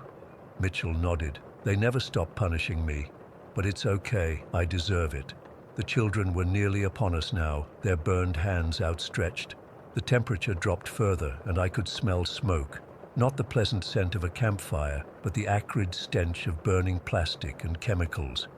Go, Mitchell insisted, more urgently this time. They can't hurt you, but you don't want to see what happens next. I finally gave in to my instinct and turned to leave, but not before looking back one last time. What I saw makes me shudder even now as I type this. The children had reached Mitchell and were surrounding him, their hands on him, and though no sound came from their spectral forms, I could see Mitchell's mouth open in a silent scream as his burns began to glow with an inner light, as if the fire that had killed them all was igniting once again. I ran all the way to the cemetery gates, not stopping until I reached my car. My hands shook so badly I could barely get the key in the ignition. I haven't been back to Oakwood since that evening. I drive a longer route home just to avoid passing by its iron gates. But every night when I close my eyes, I see Mitchell's resigned face as the children approached, accepting his eternal punishment for a moment of childhood curiosity that ended in tragedy. Sometimes I wonder if I should try to help him somehow. But what can the living do for the dead, especially when the dead have their own justice system, their own way of balancing the scales? Story 18. I've never told this story to anyone outside my family because, honestly, I'm afraid people will think I'm crazy or making it up for attention. But I need to get this off my chest, and maybe someone here has experienced something similar. My husband Marcus and I live in this really old house in Oak Ridge County with his dad. It's the kind of place that has history. Creaky floorboards, weird drafts, all that stuff you'd expect from a house that's been around for generations. Marcus grew up here, and when we got married 4 years ago, it made sense to move in since it's spacious and his dad was getting older. I have a service dog named Rex, this massive German shepherd who's been with me for about 6 years now. He helps with my anxiety disorder and has never, and I mean never, shown fear of anything.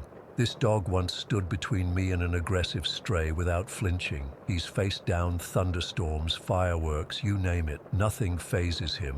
We also have two other German shepherds, Bella and Max, who are basically just family pets. What happened that day still makes my skin crawl when I think about it. It was a Tuesday afternoon in October, around 1 o'clock. I remember because I just finished lunch and was cleaning up in the kitchen. Marcus was at work. He's a contractor and was at a job site about 40 minutes away. My father-in-law had mentioned the night before that he'd be visiting his brother in Lakewood, which is about 3 hours from us. The house has this really distinctive front door. It's this massive, heavy oak thing that's probably as old as the house itself. When it opens, it makes this specific creaking sound that's unmistakable. Low, then high, then low again, almost like it's sighing. We've joked about oiling the hinges, but it's become such a part of the house's character that nobody ever gets around to it.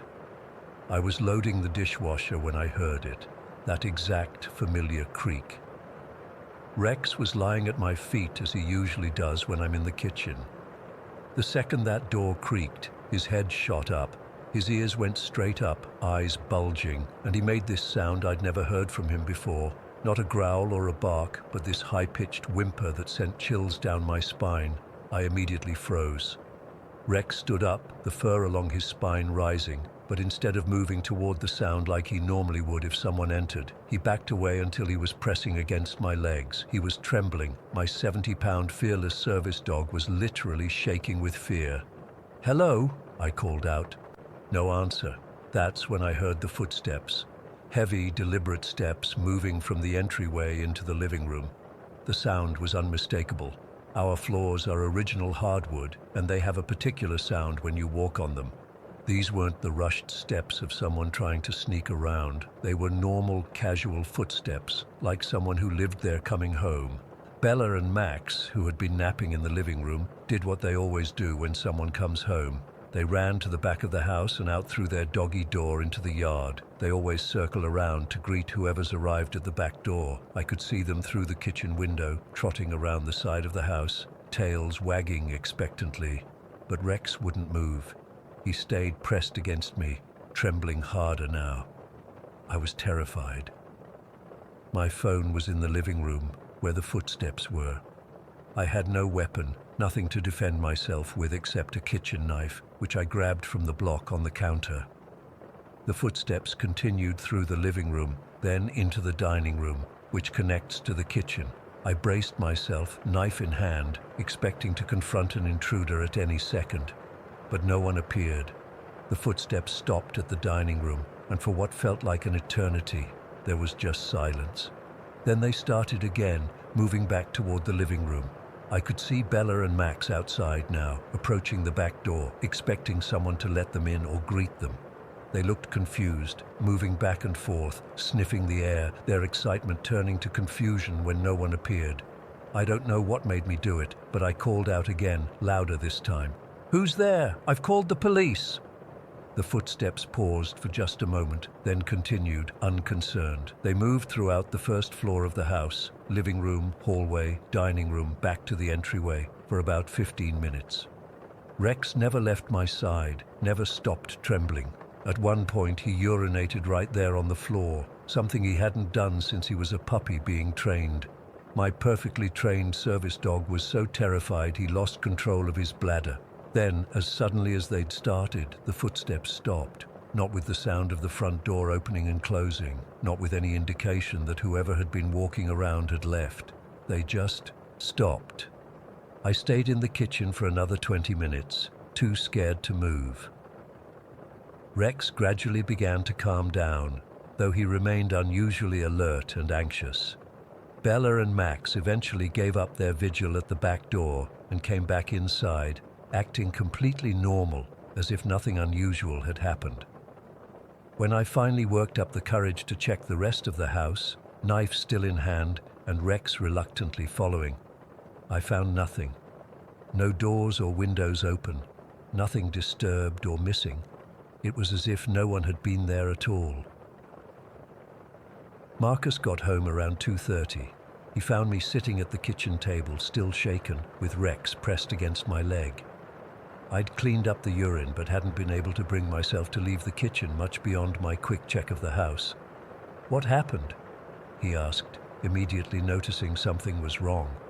When I told him, his face went pale.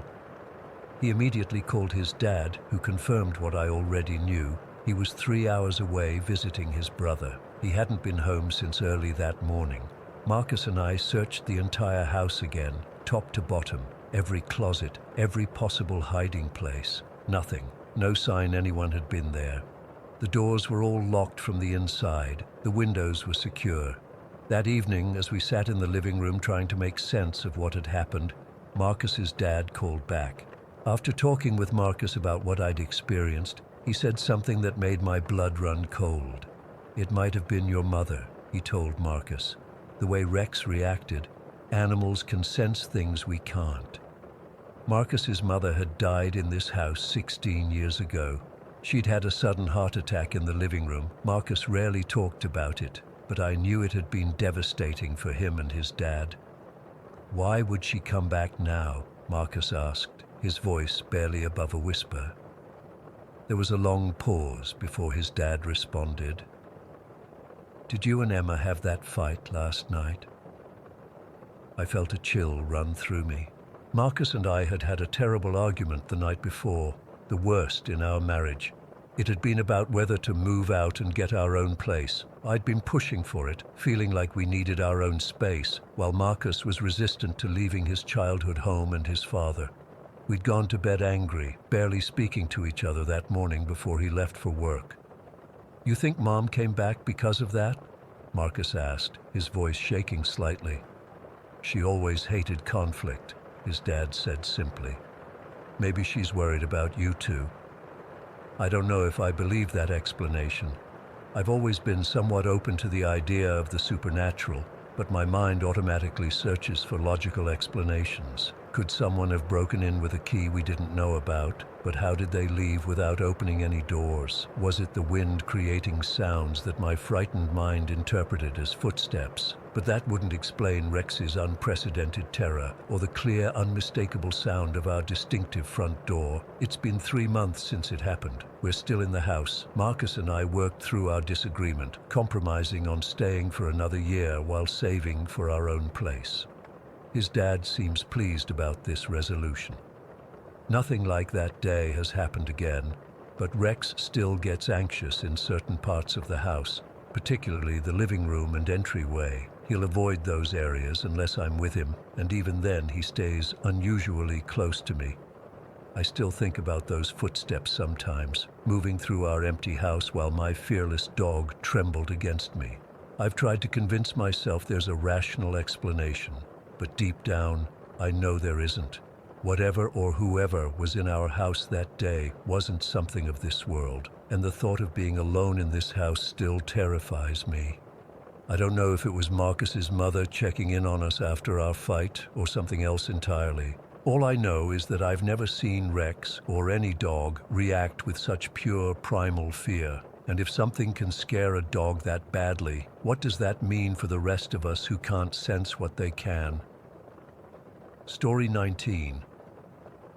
I've never been a big believer in the paranormal, but what happened that night completely changed my perspective. I'm still trying to make sense of it 3 years later. Back when I was 21, I was living with my mom while I saved up for my own place. It wasn't ideal, but I paid rent and had my own space, so it worked out okay.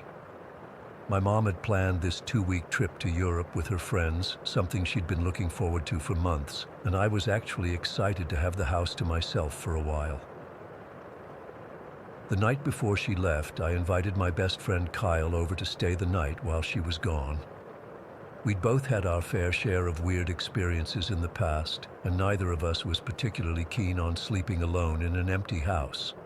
Kyle had told me about hearing footsteps in his apartment when no one was home, and I'd experienced my fair share of unexplainable noises and feelings in my mom's house over the years. The house itself wasn't particularly old or creepy, just a standard 3-bedroom in a quiet neighborhood built in the 90s. But sometimes I'd wake up feeling like someone was watching me, or I'd hear what sounded like whispers coming from the hallway when I knew I was alone. I never told my mom about it because she'd either think I was crazy or get freaked out herself. So anyway, My mom left for the airport early that morning, and Kyle came over after we both got off work. We ordered pizza, played video games, and just hung out like we always did. Nothing unusual happened that evening. We stayed up until about 1 in the morning before deciding to crash in the guest room. The guest room had a queen-sized bed, and we figured it made more sense to share it rather than one of us sleeping on the couch. My dog Bentley, a German Shepherd mix, was with us too. He always slept on the floor next to my bed. We turned off the lights around 1:30, and I remember checking my phone one last time before putting it on the nightstand. It was 1:45, and I fell asleep pretty quickly after that. I'm not sure how long I'd been asleep when I started to hear it. At first, it seemed like part of a dream, a soft, muffled sound that gradually became clearer. It was the sound of someone crying. Not just crying, but weeping. The kind of heart-wrenching sobbing that makes your chest hurt just hearing it. It sounded like a young girl, maybe 12 or 13. I opened my eyes, still half asleep and confused. The room was pitch black except for the dim glow of the nightlight in the hallway seeping under the door. I froze, listening, thinking maybe I had imagined it. But then I heard it again, louder this time. It was definitely coming from inside the room, specifically from the direction of the closet. I felt Kyle stir beside me, and I knew he was awake too. "Do you hear that?" I whispered. "What the fuck, bro?" Kyle said, his voice tight with fear. The crying continued, and then, this is the part that still gives me chills, it changed to laughter. Not happy laughter, but something wrong. High-pitched, almost manic giggling that would switch back to sobbing without warning. I reached over and grabbed my phone to check the time. It was 3:17 in the morning. The strangest part was Bentley's reaction. He was wide awake, sitting up and staring at the closet door, but he wasn't barking or growling like you'd expect. He was completely silent, his ears perked forward, head tilted slightly, as if he was trying to understand what he was seeing. Kyle and I sat there, completely frozen for what felt like eternity, but was probably only 30 seconds or so. Then, as suddenly as it started, the crying and laughing stopped. The silence that followed was almost worse than the sounds. "Dude, what the fuck was that?" Kyle whispered, his voice shaking. I didn't answer. Instead, I reached over and turned on the bedside lamp. The sudden light made us both squint, but it was better than sitting in the dark. I looked at Kyle, and his face was pale, eyes wide with fear. "We need to check the house," I said, trying to sound braver than I felt. "There's got to be an explanation." Kyle nodded, but I could tell he was terrified. So was I, if I'm being honest. But the idea that someone might be in the house, a real flesh and blood intruder, was somehow less frightening than the alternative. We got up and I grabbed a baseball bat from under the bed. My hands were shaking so badly, I almost dropped it. Bentley followed us as we made our way out of the guest room and into the hallway.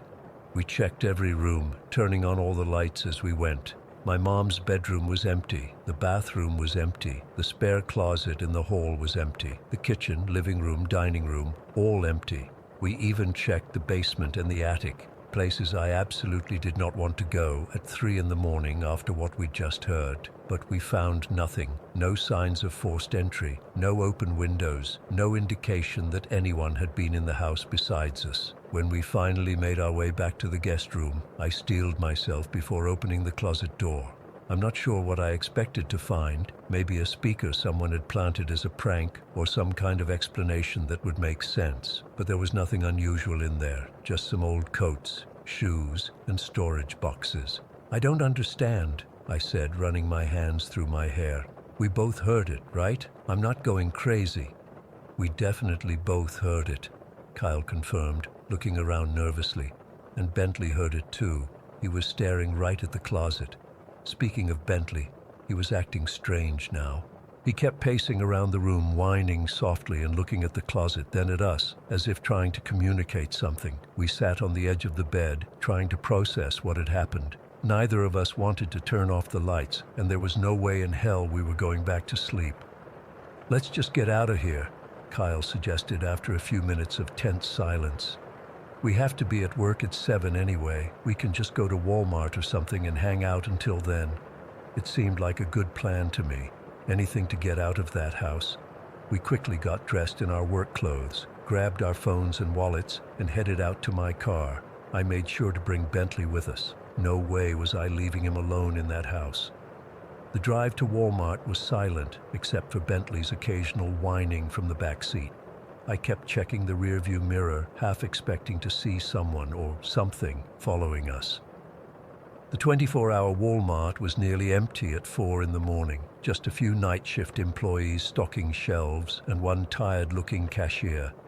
We wandered the aisles aimlessly, neither of us wanting to talk about what had happened. We ended up sitting in the McDonald's inside Walmart, drinking coffee and waiting for the sun to come up. When it was finally time to head to work, Kyle looked at me and said, "We're not crazy, right? That really happened." "It happened," I assured him, though I was still trying to convince myself. I don't know what it was, but we both experienced it. Work that day was a blur. I was running on no sleep and pure adrenaline, jumping at every sudden noise. When my shift ended, I didn't want to go home, but I couldn't avoid it forever. Kyle offered to come with me, but he had plans with his girlfriend that evening, and I didn't want to seem like I was too scared to be alone. I spent as little time as possible in the house over the next 2 weeks. I'd come home from work, take Bentley for an extra long walk, and then go straight to my room, keeping all the lights on until I eventually passed out from exhaustion. I never heard the crying or laughing again during that time, but the memory of it was enough to keep me on edge. When my mom finally came back from Europe, I tried to tell her what had happened. She looked at me like I was making it up, saying I'd probably just had a bad dream, or that Kyle and I had freaked ourselves out watching horror movies. She's never been one to believe in the supernatural, and I knew she wouldn't take it seriously. About a month later, my friend Marcus came over to hang out. Marcus was always the skeptical one in our friend group, constantly debunking our ghost stories and finding logical explanations for everything.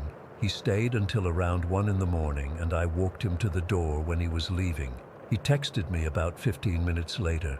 "Dude, something weird just happened. When I was walking to my car, I heard a girl's voice calling me from your driveway. I looked around but didn't see anyone. Freaked me out so bad I just ran to my car and got the hell out of there." I felt a chill run down my spine as I read his message. I immediately called him, and he explained in more detail. He said it sounded like a young girl, maybe 12 or 13, calling out, "Hey, wait!" from somewhere near the edge of our property.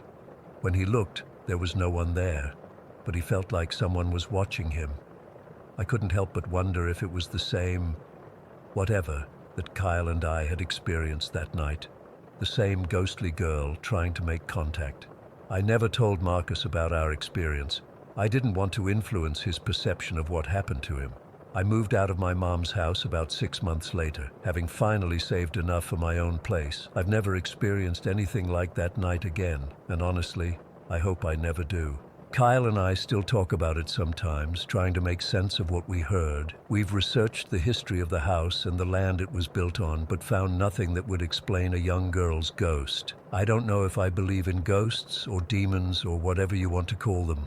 All I know is that something happened in that house that night that I can't explain, and the memory of that girl's crying and laughter still makes my skin crawl 3 years later. I'm just glad I don't live there anymore. Story 20. I'm hoping that writing this out might help me process what's been happening to me this month. I need someone, anyone, to tell me they've experienced something similar and found a way out of it. I'm not even sure if posting this is safe anymore, but I'm desperate. It started 3 weeks ago, on July 3rd. I was sitting in my living room in Pinecrest watching a movie when the recessed LED lights in my ceiling suddenly shifted from their normal warm white to a harsh blue-white color. I thought nothing of it at first, maybe a power surge or something with the smart home system glitching. I reset the system using my phone app, and everything went back to normal. The next night, same thing happened. Then the night after, my bedroom lights turned on by themselves at 3 in the morning. I know because I checked my phone when I woke up, confused and disoriented. I remember thinking, did I hit the switch in my sleep? But the switch was across the room. By the end of that first week, it was happening daily. Lights turning on and off. The TV would suddenly change channels, or the volume would go up without me touching the remote. My microwave would start running with nothing inside it. My smart thermostat would drop to 60 degrees, even though I keep it at 72. At first, I genuinely thought it was an electrical problem. I had an electrician come out, but he found nothing wrong with my wiring. Everything checked out fine. He suggested maybe it was electromagnetic interference from somewhere else in the neighborhood. I tried to believe that explanation. Then things got different. On July 10th, I was lying in bed scrolling through my phone when I felt something touch my ankle. It was like a finger tracing a small circle on my skin. I yanked my foot away and sat up, heart pounding. Nothing was there. I told myself it was just my imagination, maybe a draft or something. But it wasn't just once. The next night I felt it again, this time on my shoulder, a gentle pressure, like someone resting their hand there. I jumped out of bed and turned on all the lights, searching every corner of my room. Nothing. By July 12th, the touches became more intimate. I was in the shower when I felt hands, actual hands, run down my back. I nearly slipped and fell trying to get out of there. I stood in the middle of my bathroom, dripping wet and trembling, but I was completely alone. That night, I couldn't sleep. I sat up researching ghost touches and paranormal activity online. Most of what I found was obvious bullshit, but some accounts resonated with my experience. People described similar phenomena, electrical disturbances followed by physical sensations. The more I read, the more I became curious rather than frightened. That was my mistake. I decided to lean into it, like some of the forums suggested. Maybe if I acknowledged whatever was happening, it would either reveal itself fully or go away. So the next night, July 13th, when I felt those phantom touches on my chest as I lay in bed, I didn't jerk away. I said out loud, "I know you're here. What do you want?" The touch intensified. I felt pressure move down my torso, across my hips. It was sexual, and I'm ashamed to admit that my body responded. It felt good, it felt real, and in my sleep-deprived, curiosity-driven state, I let it happen. I let whatever this was touch me intimately until I finished. Afterward, I felt disgusting. What had I done? What had I invited? But also, I felt a strange sense of power, like I'd made contact with something beyond normal experience and survived. I was an idiot. The next morning, July 14th, I woke up feeling completely drained, like I'd been awake for days. My muscles ached, my head pounded. But I convinced myself it was just the stress of the situation catching up with me. I went to work, came home, and tried to act like everything was normal. That night, it came back. The touching started again, but this time it wasn't gentle or pleasurable. It felt aggressive, invasive. When I tried to pull away, I felt what seemed like fingers digging into my arms, holding me down. I screamed, thrashed around, and eventually broke free. I ran out of my bedroom and spent the night on the couch with all the lights on. Since then, it's gotten progressively worse. The entity, I have to call it something, seems to feed on my energy. Every morning, I wake up more exhausted than when I went to bed. My boss has noticed my performance slipping at work. I've started drinking excessive amounts of coffee just to function, but it barely helps. The attacks have become more varied and disturbing. 3 days ago, I was making dinner when I felt sharp, needle-like pricks all over my feet. I dropped the pan I was holding and collapsed. The sensation lasted for maybe 10 seconds, but felt like minutes. Dozens of invisible needles jabbing into the soles of my feet. Yesterday, I developed a piercing tinnitus that comes and goes. It's not like normal ringing in the ears. It's directional, like someone is standing behind me with a dog whistle. It gets louder when I try to sleep, making rest impossible. I've gone 3 nights now with maybe 4 hours of broken sleep total. The worst part is what happens on my bed. When I lie down, I feel the mattress move. Not subtle shifts, but actual depressions, like someone heavy is climbing onto it with me. Sometimes it feels like the entire bed is vibrating or shaking slightly. Last night, I felt what seemed like a weight settling directly on my chest, making it hard to breathe. I've tried everything I can think of to make it stop. I burned sage after reading that might help cleanse the space. Big mistake. That night, the electrical issues went crazy. Every appliance in my kitchen turned on simultaneously at 2 in the morning, and the touches became more aggressive. I tried incense next, some blend supposedly for protection. The entity responded by turning up the heat on my thermostat to 88 degrees while I was sleeping, making me wake up drenched in sweat and disoriented. I attempted meditation, thinking maybe I could center myself and somehow push this thing away through mental focus. As soon as I closed my eyes and started controlling my breathing, the needle sensations returned, this time on my face. I felt them pricking my eyelids, my cheeks, my lips. I couldn't continue. In desperation, I contacted a spiritual healer online who said she could perform a remote cleansing. I paid her $300 to do whatever ritual she claimed would help.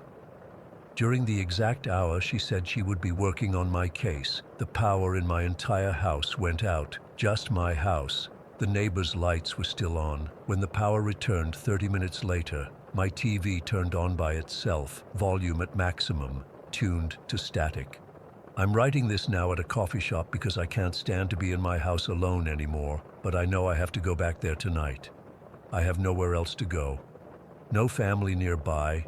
No friends close enough to explain this situation to without sounding completely insane. I'm certain this is something real, something external to me. I've dealt with depression and substance abuse in the past. I know what mental health issues feel like. This is different. I'm in therapy. I'm sober. I'm on a good path professionally. Or I was until this started. Whatever this is, it seems to have a material basis. It can affect electrical systems, create physical sensations, and manipulate objects. It's not just in my head. The worst part is that I feel like I opened the door to it somehow, by acknowledging it, by being curious instead of afraid, by letting it touch me that night. I'm at my breaking point. I haven't slept properly in days. I'm jumping at shadows. The constant physical violations and energy drain are making it impossible to function. My body is covered in unexplainable bruises. This morning I found what looked like fingerprints on my throat when I looked in the mirror. I don't know what to do. Religious solutions make it worse. Scientific explanations fall short. Paranormal experts online give contradicting advice. Some say fight it. Others say acknowledge it, but set boundaries.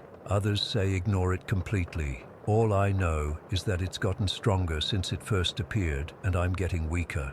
Last night, while it was holding me down, I swear I heard a voice, not with my ears, but somehow inside my head, saying, "Mine now." I'm writing this as a warning. Don't do what I did. Don't get curious. Don't invite interaction. If you experience anything like what I described at the beginning, the lights, the electrical issues, get out of your house immediately. Don't wait to see what happens next. I have to go back home now. The coffee shop is closing. My hands are shaking so badly I can barely type this. I don't know what will be waiting for me there. I don't know if I'll be able to update this post tomorrow. If anyone has experienced something similar and found a way to stop it, please tell me. I'll try anything at this point. I just want my life back. I want to sleep without fear. I want to exist in my own home without feeling violated and drained. I want this thing, whatever it is, to leave me alone. I think the worst part is knowing that I invited it in, that my curiosity and momentary pleasure have led to this nightmare that I can't wake up from. That thing is waiting for me at home right now, and I have nowhere else to go. Story 21. I've been hesitating to write this down for over 2 years now. It happened in March of 2021, and I still get goosebumps thinking about it. I'm not the type who believes in ghosts or the supernatural. I've always been pretty skeptical about that stuff. But what happened that day on the shuttle ride home has completely changed how I see things. I was 18 at the time, just trying to get through my first year of community college in Eastbrook. It's this tiny coastal town where nothing ever happens, the kind of place where everyone knows everyone, and the biggest excitement is when the fishing boats come in with a good haul. I'd been visiting my mom in the next town over for the weekend and was taking the afternoon shuttle back home. It was a long 4-hour ride, and I was exhausted from staying up late the night before. The shuttle wasn't very crowded that day. There were maybe 5 or 6 other people scattered throughout, mostly older folks heading back from shopping trips. I grabbed a window seat about halfway back, put my backpack on the floor between my feet, and plugged in my earbuds. I remember staring out at the gray March sky, watching raindrops race each other down the window while my playlist shuffled through the same songs I'd heard 1,000 times. I must have dozed off about an hour into the trip. You know how sometimes you fall asleep without meaning to, and you're not even sure when it happened? That's exactly what happened. One minute I was watching the raindrops, and the next thing I knew, I was waking up with that disoriented feeling you get when you don't know how long you've been out. When I opened my eyes, I immediately noticed 2 new passengers had gotten on while I was sleeping. There was a man sitting in the seat directly in front of me. I could only see the back of his head, salt and pepper hair cut short, wearing what looked like a navy blue jacket. But what really caught my attention was the young woman sitting right next to me in the aisle seat. She wasn't there when I fell asleep. I'm positive about that. She looked to be in her 20s with this beautiful braided hair that reminded me of old photographs from the 1940s or 50s. She was wearing a simple blue dress with tiny white flowers on it, and she had this, I don't know how to describe it exactly, this sort of glow about her. Not like she was literally glowing, but there was something radiant about her presence.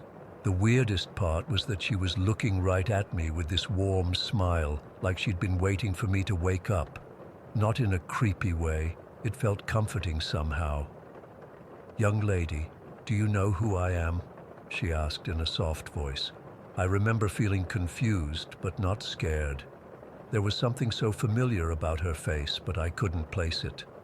"No, I'm sorry, I don't think so," I replied, straightening up in my seat and taking out my earbuds. Her smile grew wider, and she reached over to gently touch my hand. Her touch felt, I don't know how to explain it, warm but light, like when you hold your hands above a candle and feel the heat without touching the flame. "I'm your Nana that raised you when you were little," she said. My heart literally skipped a beat. My great-grandmother, who we all called Nana, had helped raise me until I was about 5 while my mom worked 2 jobs. Nana had passed away 8 years earlier in 2013 when I was 10. I had so many memories of her, baking cookies together, her teaching me how to tie my shoes, falling asleep to her humming old songs from her youth. But this woman looked nothing like the Nana I remembered. My Nana had been in her 80s, wrinkled skin, white hair always in a tight bun, moving slowly with a slight hunch. This woman was young and vibrant, with dark hair and smooth skin. Yet the longer I looked at her, the more I could see it. The same hazel eyes that crinkled at the corners when she smiled. The same small birthmark near her left eyebrow that I used to trace with my finger as a child. The same way she tilted her head slightly when she looked at me. "Nana," I whispered, my voice cracking. "But you're young," she finished for me, laughing softly. "This is how I looked before you knew me, sweetheart." I couldn't stop staring at her. She looked exactly like the one photograph we had of my Nana from when she was about 20, a faded black and white picture that sat on my mom's dresser, a picture taken around 1950, long before I was even born. Tears started welling up in my eyes. I didn't understand what was happening, but I felt overwhelmed with emotion. It was like all the grief I'd bottled up when she died came rushing back at once. "Don't cry, my sweet girl," she said, squeezing my hand. "Be strong, wear a smile, and carry on." My breath caught in my throat. That phrase, those specific words, they were from her favorite song, "Till the Lights of London Shine Again."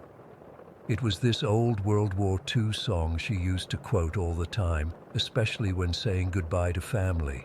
The complete verse was, Don't you cry when I'm gone, wear a smile and carry on, till the lights of London shine again. She used to say it was what her own mother told her when she was a little girl during the war.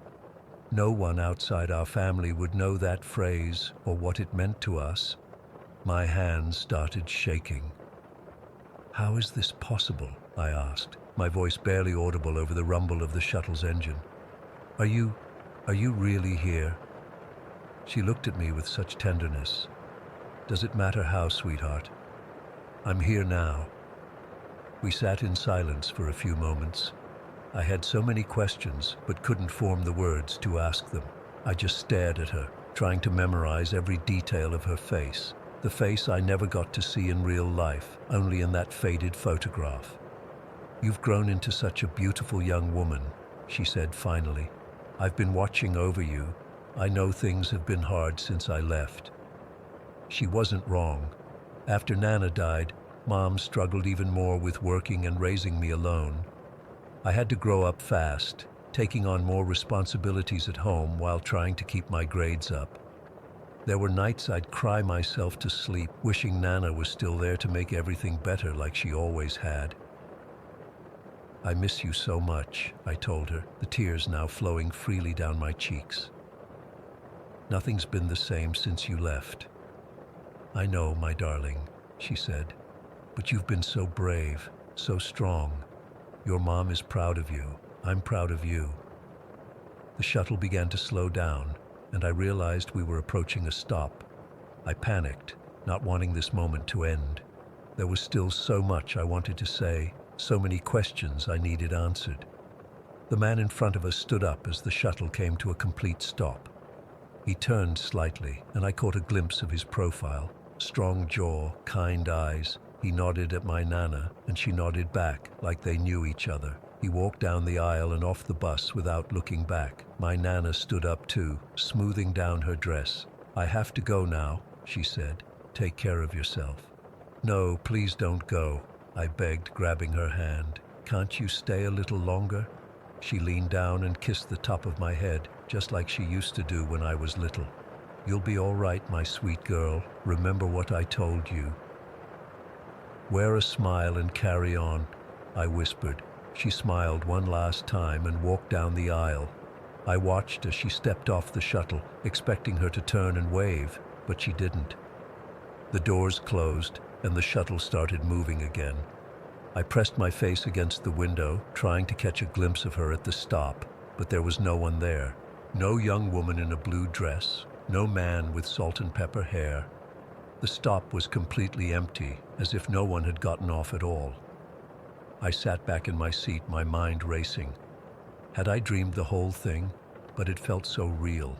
Her touch, her voice, the specific things she said that only she would know.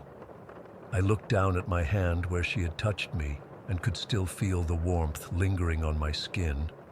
When I got home that night, I went straight to my mom's room and took the old photograph of my Nana off her dresser. The young woman in the picture was wearing the exact same blue dress with tiny white flowers that the woman on the shuttle had been wearing. The exact same hairstyle, the exact same smile. I've replayed that encounter in my head thousands of times since then. I've researched shuttle routes, looked into the stop where they got off, even tried to find records of any passengers who might match their descriptions. Nothing. It's like they appeared out of nowhere and disappeared back into nothing. Some days I convince myself it was just a dream, a vivid, emotionally charged dream brought on by stress and exhaustion. But then I remember the details, that phrase from the song, the dress from the photograph, the warmth of her touch, and I know it was real. Somehow, some way, my Nana came back to see me, to reassure me that everything would be okay. I don't know if it was a ghost, a vision, or something else entirely. I don't know if the man was related to her somehow, or if he was just another soul passing through. All I know is that for those few precious minutes on that rainy March afternoon, the boundary between life and death seemed to disappear, and I got to see my Nana one more time. It's been over 2 years, and I haven't told many people about this. How do you explain something like that without sounding crazy? But I needed to write it down, to put it into words, to make it real outside of just my memories. Sometimes when I'm feeling lost or alone, I close my eyes and remember her words. Be strong, wear a smile, and carry on. And somehow I find the strength to do just that. I don't know if I'll ever see her again. I don't know if I'll ever understand what really happened that day, but I do know that whatever exists beyond this life, love can somehow find its way back to us when we need it most. Story 22.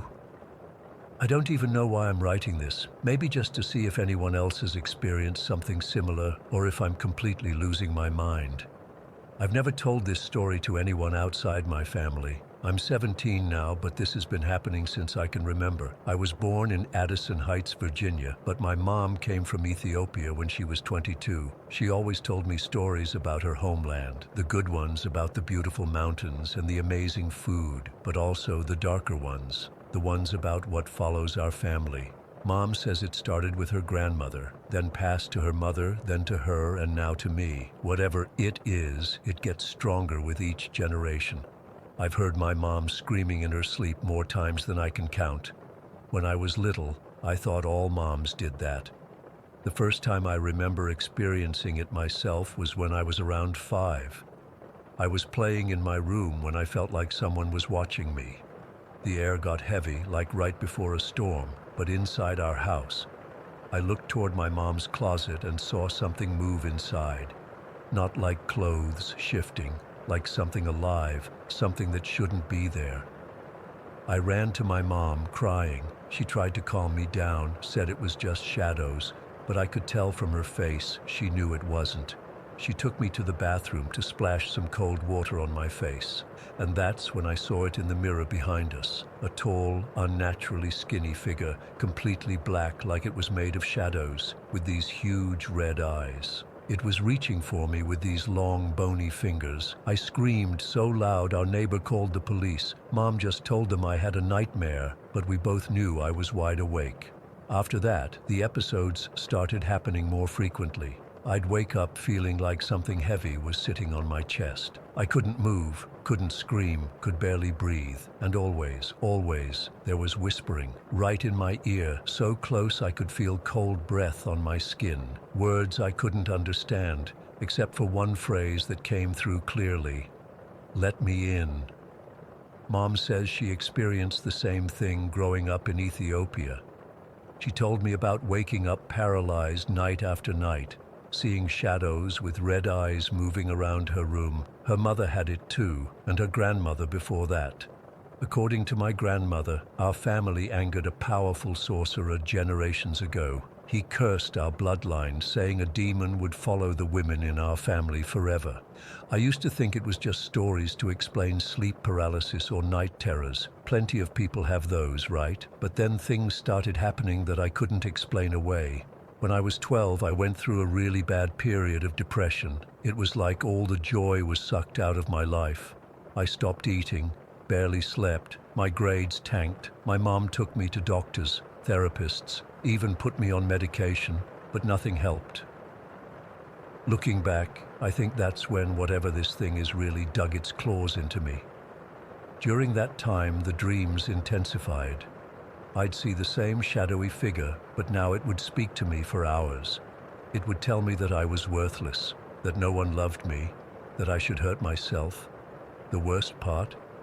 I started believing it. One night, about 6 months ago, I had the most vivid dream yet. I was in my bed, but it was like I was watching myself from the corner of the ceiling. I could see my body lying there, and this thing was crouched on my chest. It wasn't the tall shadow anymore. It was smaller, more solid somehow. It had these long, spindly limbs bent at impossible angles, leathery skin the color of charcoal, and those same burning red eyes. It was whispering in my ear, its mouth way too close to my face. Let me in, Amara. Let me in, and the pain will stop. Let me in, and you'll never be alone again. In the dream, I nodded. I actually nodded, and the thing smiled. God, that smile stretched literally from ear to ear with teeth like needles and started to merge with me, like it was pouring itself into my skin. I woke up screaming. my entire body in excruciating pain. It felt like every cell was on fire. My mom came running in and found me convulsing on the bed. She said later that my eyes were rolled back in my head and I was speaking in a language she didn't recognize, and my mom speaks 4 languages. She didn't take me to the hospital. Instead, she called her friend Makeda, who knows about our family's curse.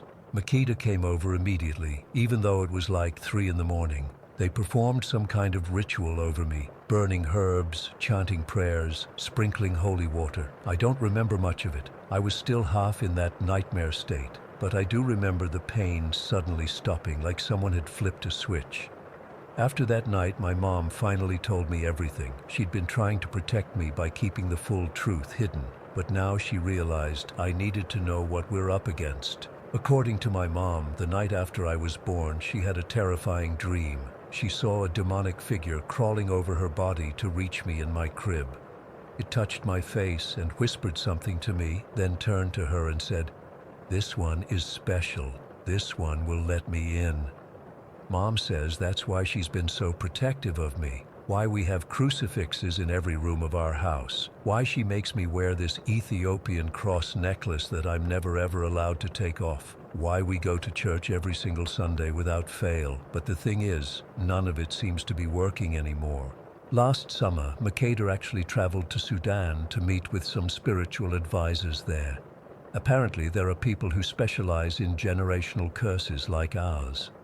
What she found out was devastating. Not only is our family cursed from way back, but my mom has been cursed by 4 additional people throughout her life. 4, and the worst part, those curses have somehow transferred to me too.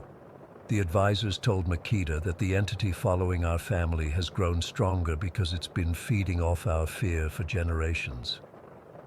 Comment.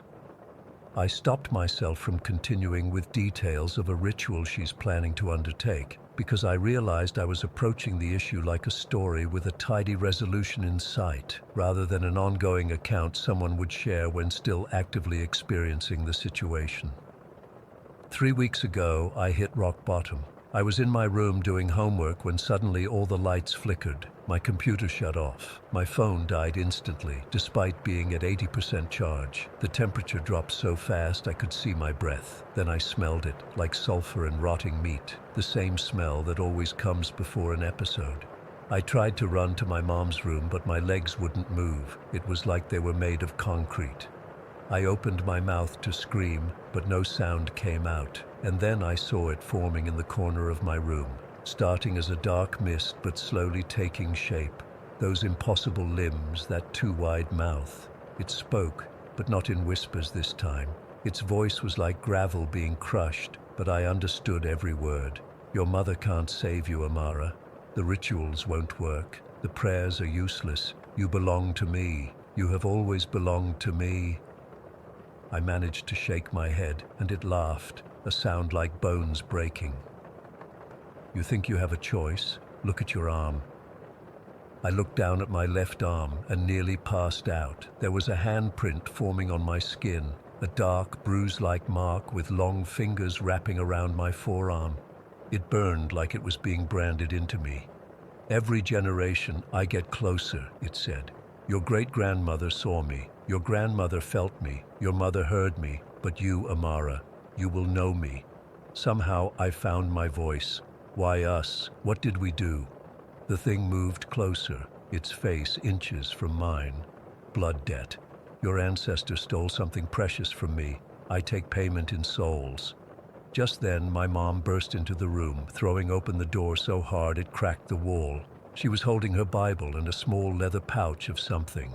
The second she started praying, the entity shrieked, a sound so high-pitched my ears rang for hours afterward, and dissolved back into mist. The handprint on my arm faded over the next few days, but it left a scar, 5 thin lines exactly where its fingers had been. Mom took me to 3 different doctors. They all said the same thing. They'd never seen anything like it. One suggested it might be a rare form of dermatitis. Another thought it could be an allergic reaction. The third just looked uncomfortable and referred us to a dermatologist, who we're still waiting to see. But we know what it is. We know. Mom and Makeda have been researching non-stop. They've contacted spiritual leaders from Ethiopia, Sudan, even a Catholic priest who specializes in exorcisms. Everyone says the same thing. This is ancient, powerful magic that has built-in strength over generations. Breaking it won't be easy. It might not even be possible. The dreams are getting worse. Last night, I dreamt I was back in Ethiopia, a place I've never actually been, standing in front of a small hut. An old woman with cloudy eyes took my hands and said, "You must go back to where it began." I woke up with dirt under my fingernails and my feet covered in mud, even though I was in my bed the whole night. At least I think I was. I don't know what to do anymore. Whatever this thing is, it's getting stronger and more desperate. Mom says that each generation it gets closer to fully manifesting, to fully possessing one of us, and for some reason it's chosen me to be the one who finally lets it in. I'm writing this because I'm terrified of what happens next. If anyone has experienced anything similar or knows anything about breaking generational curses, please help us. I don't think we have much time left. The Ethiopian cross around my neck used to feel warm, protective. Now it burns against my skin like it's fighting something inside me. Sometimes I catch myself reaching to take it off even though I don't remember wanting to. Last night, I woke up standing in front of my mirror at exactly 3 in the morning. I don't remember getting out of bed. In the reflection, for just a second, I swear I saw those red eyes looking back at me from my own face.